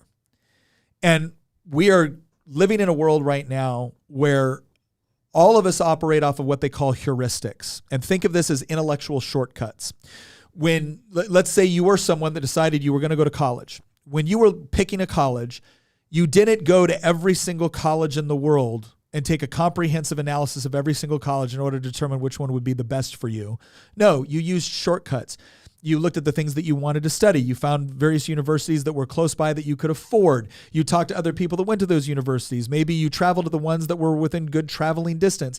And then you came to a decision not based off of comprehensive information of all of the universities in the world. You came to a reasonable decision based off of heuristics and the information you had available in order to pick the one that best suit your needs. People make those decisions about everything in life. You don't make any decisions based off of total and complete, comprehensive, godlike knowledge of everything. You use shortcuts. Now, here's what I'll say about statistics. Can they be valuable? Yes. They can also be valuable for a great deal of misinformation. And so one of the reasons why I think it's so important to get the philosophy down at a fundamental level is because regardless of where you are in the situation, regardless of what statistics or studies or whatnot someone throws at you, if you're arguing from fundamental principles, you're usually in safe territory if you can make a good logical argument for it. So I get into these questions all the time when people want to debate a particular tax policy or they want to debate a particular government program. Before we get to the mechanics of the government program or whether it's achieved what it's achieved, I usually ask okay, was this program so important that it required us to confiscate money by force from people in order to give it to a government agency in order to provide this purpose? And was there another more peaceful way that we could have actually addressed this problem? See, right off the bat, before you get to any of your statistics, before they throw out to any, well, this has helped so many people. No, it's distributed money to that statistic shows how many people had money distributed to them, not how many people were necessarily helped or their lives improved by the distribution of that money. See, this is why it's so important to get behind these statistics and talk about the underlying presuppositions that people use statistics in order to make arguments that the statistics themselves don't actually justify. But if you don't have a good philosophical basis, if you don't have a good basis in understanding logic, you're constantly going to be intimidated by statistics that don't even prove what they're claiming that they prove. Okay, another one. This other one is kind of a piggyback on the one. Challenge presuppositions. All right, when somebody makes a statement, challenge their presuppositions. The best way to do this, ask them questions. If they're telling you everything they believe and why they believe it, instead of just saying, no, you're wrong, say, okay, you said this, why do you think that? Or another way to say it that's actually more effective sometimes is saying, what makes you think that? Because when you ask someone why, they get a little bit more defensive. When you ask them, what makes this or what led you to this, all of a sudden they feel like they're assisting you in understanding their reasoning and understanding their experience. So little things like that are pretty good, but don't just accept presuppositions. You need to challenge them if you think they're wrong. Here's another one I will say, and this is a two-part. Don't get too caught up in defending yourself. And don't get too caught up in defending esoteric principles or philosophical principles. Not because they're not worth defending, but because in many cases, it's not the most effective way to get to your point. What do I mean by don't defend yourself?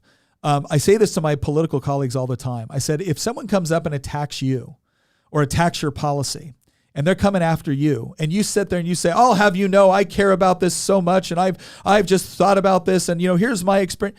Nobody cares about politicians defending themselves. Why would they? Why would they? We're like the least defensible people on the planet, right? So don't do it. Focus on defending the person that you see as the beneficiary of what it is that you're trying to do. So when I am talking about a particular problem or I'm talking about a particular policy, I might spend a little bit of time defending it from a philosophical standpoint or a principled standpoint, but I also want to draw illustrations of the people that I think are helped by this. the vulnerable people, the innocent people that I think are helped by this or harmed by the opposite principle. All right, because at the end of the day, you shouldn't just want to defend principles because they exist or because they're principles. You should want to defend them because ultimately they provide the best results for the people you care about. They provide the best results for people in general, and people are worth caring about. And when you can phrase it in that logic, you'll achieve two things. One, you'll demonstrate that there's a humanity behind what you're trying to do, not just an intense desire to win an argument. And two, you're actually appealing to many things on the left, those good inclinations that many people on the left have with respect to empathy, with respect to sympathy, with respect to wanting to help the innocent. If they can see that you also want to help the innocent, you also want to help somebody that is genuinely marginalized, you also want to help somebody that is down on their luck, all of a sudden that changes the nature of the debate and it opens them up to understanding your humanity. And I'm going to give one example of this. I want to be careful on how I do this. I was working at a political office headquarters. This was before I was ever in elected office. And this woman comes in and she goes, "How do I stop this hate mail from coming to my office?" And I was working at the Republican headquarters and I said, "Well, can I see?" It was a flyer from the Mitt Romney campaign. Mitt Romney. I think we're all old enough here at the table to remember Mitt Romney being the worst, most hateful right-wing fascist ever. Yeah. Mitt Romney, I remember his whole plan to put everyone who disagreed with him in gulags. No, Mitt Romney was the most milquetoast Republican I think we've run in a generation. In my lifetime. Yeah.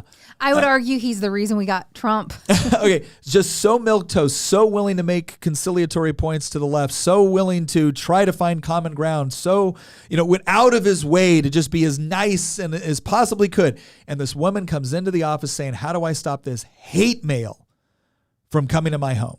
And so I grab it, I look at it, and I said, well, look, first thing I did was I tried to address the problem. I said, okay, well, this didn't come from us. This actually comes from the campaign, but maybe there's a way that we could get you off the list so this doesn't come anymore. So I addressed her issue. I addressed her problem. Second thing I did was and again, this is one time I got it right. I can give you 1,000 times when I've gotten it wrong. This is one time I got it right. So just know I'm not bragging. I'm just saying, thank God I didn't screw up like I do other times. I addressed her issue. And then the second thing I said was, can you please explain to me what you find hateful about this?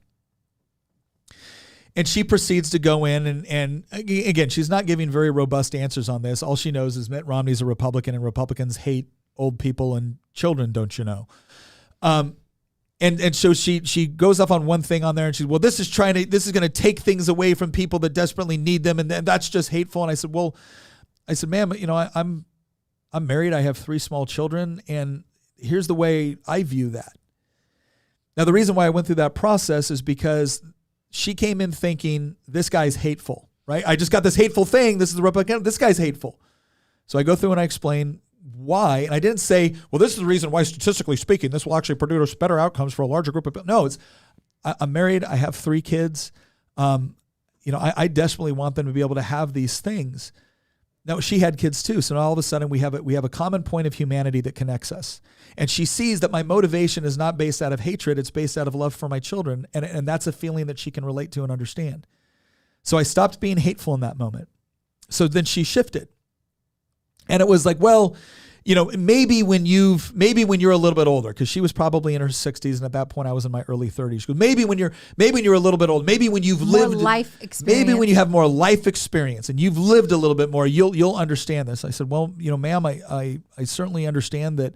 I'm in my early 30s. I said, but can I just explain something to you? I said, well, I've been married for 15 years. I've been married since I'm 19. I have 3 children. I've been to 22 different countries on a combination between military operations, combat, missionary trips. I know what it is to go through divorce. With my parents got divorced. I said, I know what that is. I know what it is to see people in genuine suffering. And thankfully I had a mother that was wonderful and took us there to help try to alleviate that suffering. And it's taught me to be very grateful of these various things. I said, do you think I've lived enough life to be able to have some opinions on these things? And she goes, wow, I've never even been out of the country. So all of a sudden I wasn't stupid and ignorant anymore, right? So I was hateful and then I was stupid and ignorant.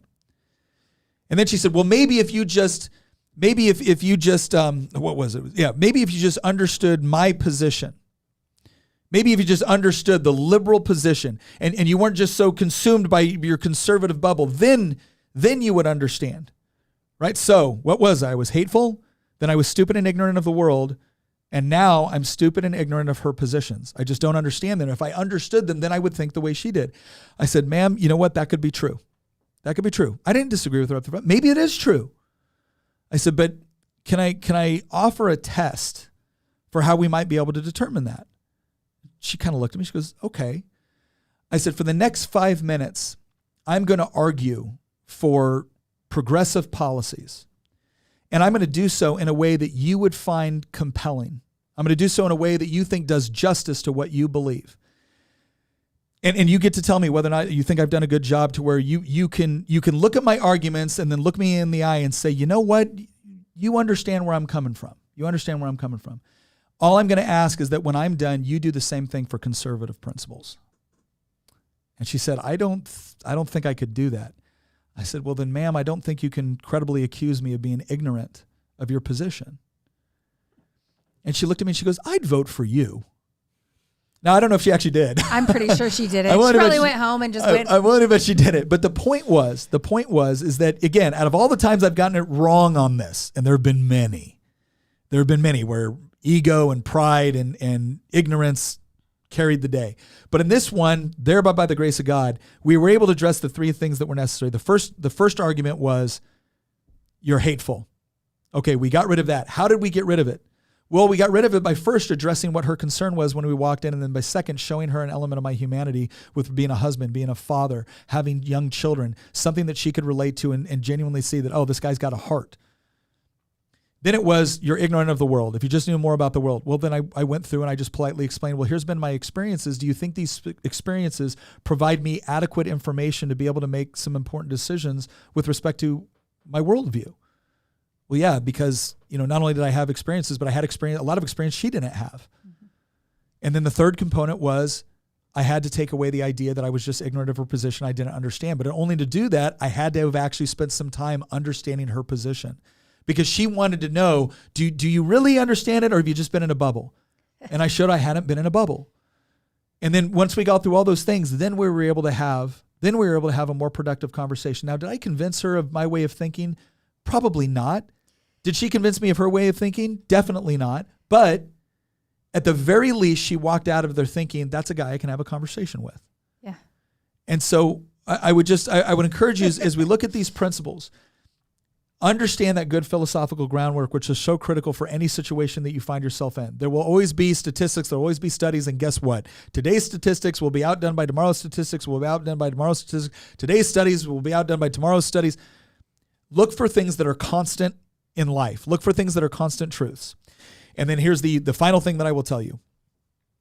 All of what I just described only works if somebody actually wants to be intellectually honest. One of the biggest problems that we're finding now is that we are not finding a generation. No, we are creating a generation that believes that intellectual honesty and consistency is a tool of the patriarchy and the oppressor classes. A lot of what these kids are being exposed to is rooted in critical theory, and critical theory is really rooted in three components, three very, very necessary components: postmodernism, deconstructionism, a fourth component, Marxism, and then the third one is identity politics, which is relatively new to this, to some degree, at least on the scope that it's gone to as well. And the reason why it's so problematic is because here's what happens when somebody buys into this idea. The moment you start to appeal to the laws of logic, which have governed discussions and interactions for centuries now, not because somebody created them in Greece, but because they've always existed, and now we've just put words to them in order to better explain what they are so that we can convey these ideas easier. But they've always been there. You cannot violate the law of non-contradiction. In fact, I had somebody be like, well, I don't subscribe to the law of non-contradiction. I said, yes, you do. No, I don't. Yes, you do. No, I don't.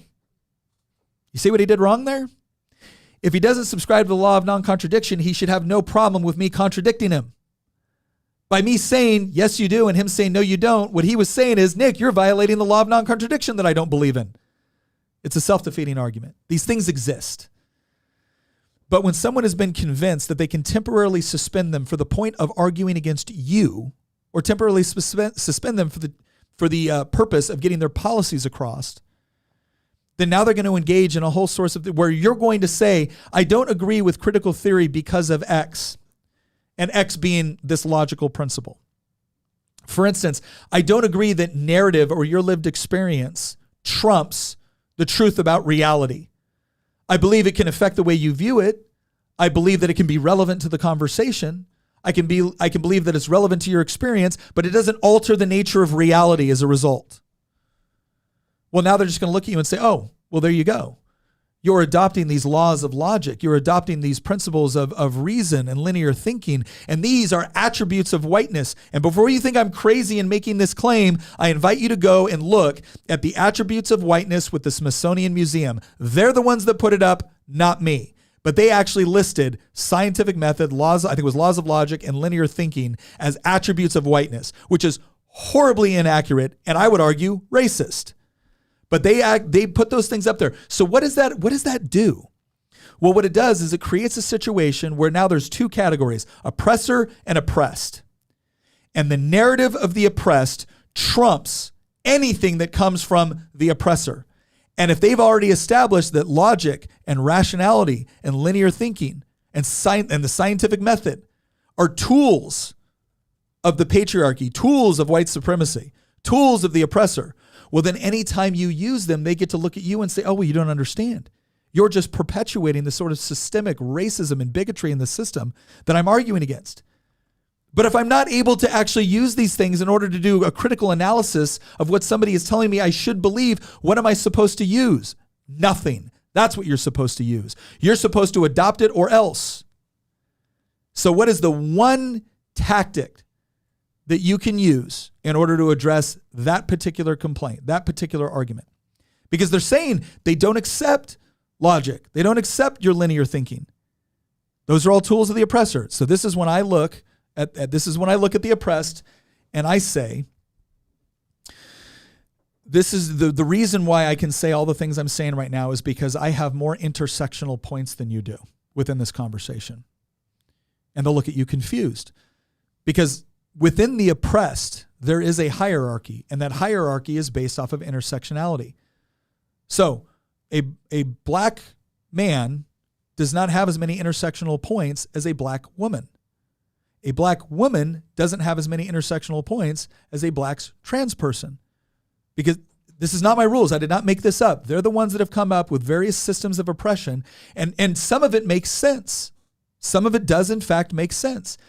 If you were the sort of person that grew up with certain disabilities or you grew up within certain environments that were oppressive, well, then your collective experience is different from someone that looks like you that grew up in an environment that did not experience those things to the same degree.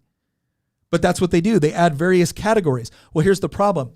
When identity is now no longer a question of objective criteria which distinguishes between one thing and another thing, when identity has become nothing more than your deep psychological conviction that you are whatever you say you are, well, then the moment somebody that wants to use this woke progressive reasoning in order to defeat you in a debate, the moment they claim something, you just look back and you claim something with more intersectional points than they have. What's going to be the response? Well, we've seen what the response is. Piers Morgan actually did this.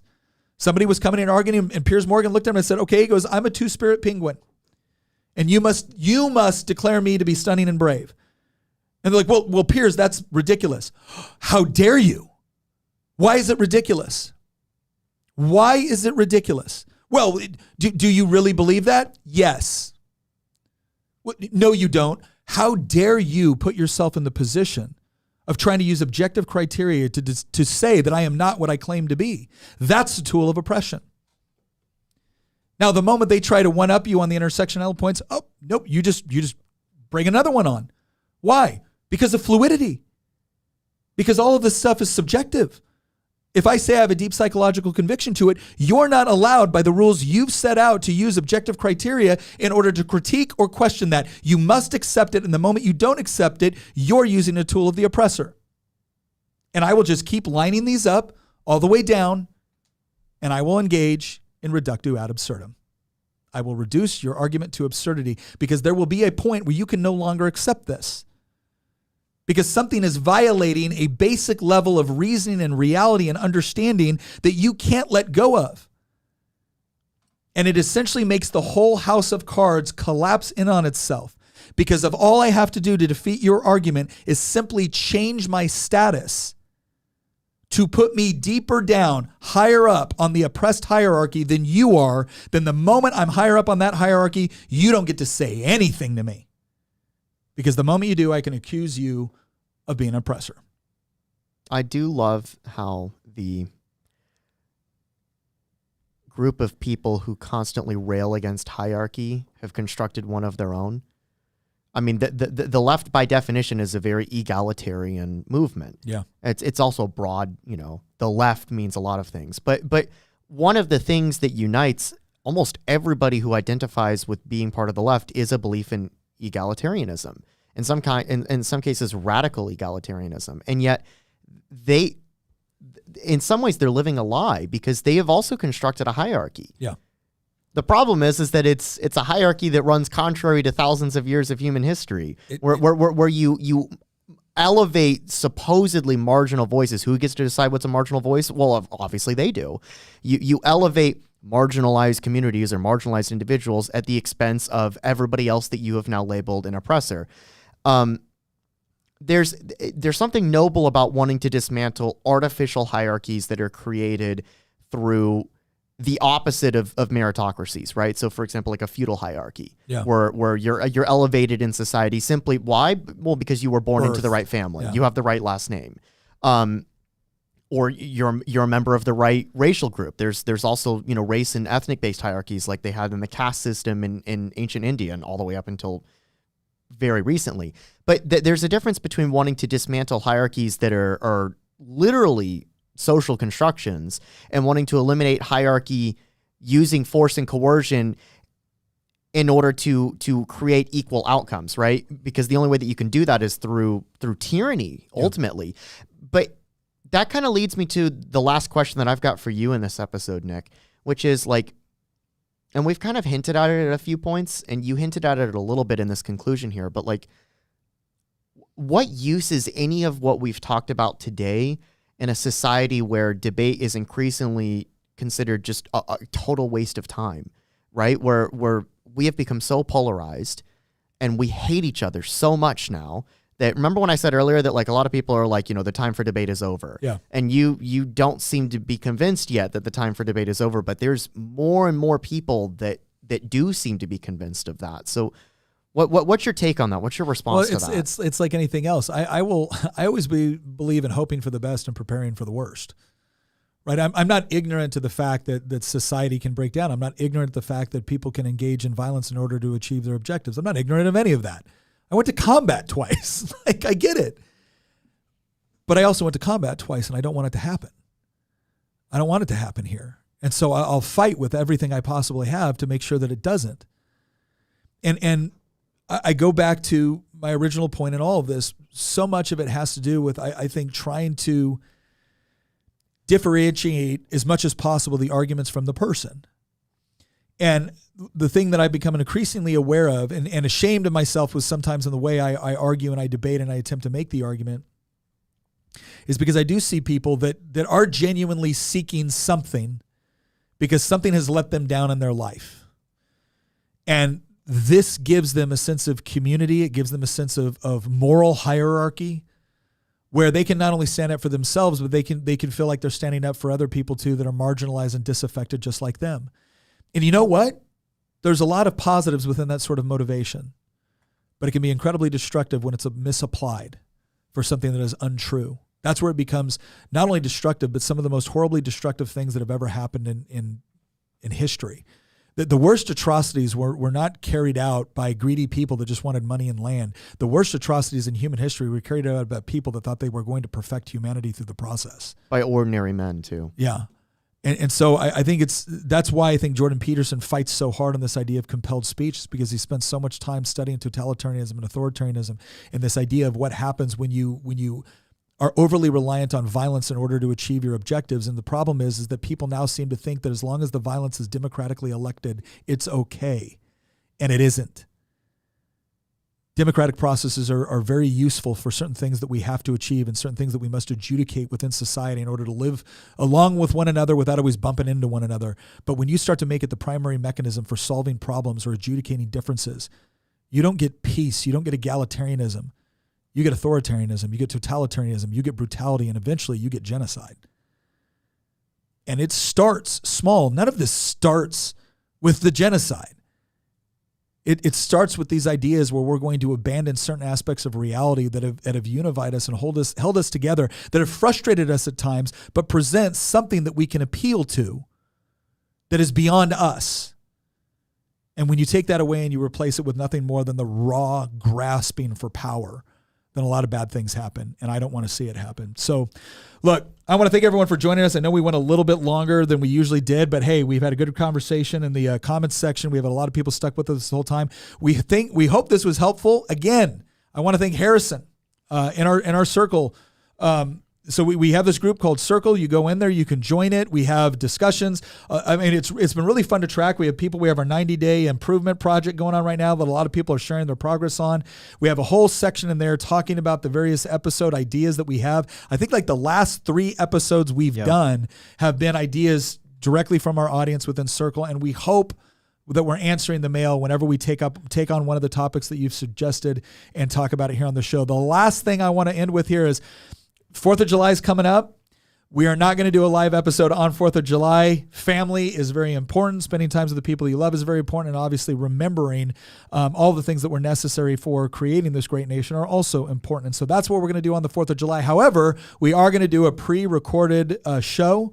It's probably going to be a little bit shorter than our normal ones, but we do want to talk about some of the important aspects behind the philosophy and the ideas which inform the Declaration of Independence. So we hope you'll tune in for that. And once again, thank you for giving us yet another month that was better than the one before it. We can't thank you enough. We can't thank you enough for your participation, your ideas, your patronage, your donations. All of it is greatly appreciated. So once again, thank you for joining us and have a great 4th of July.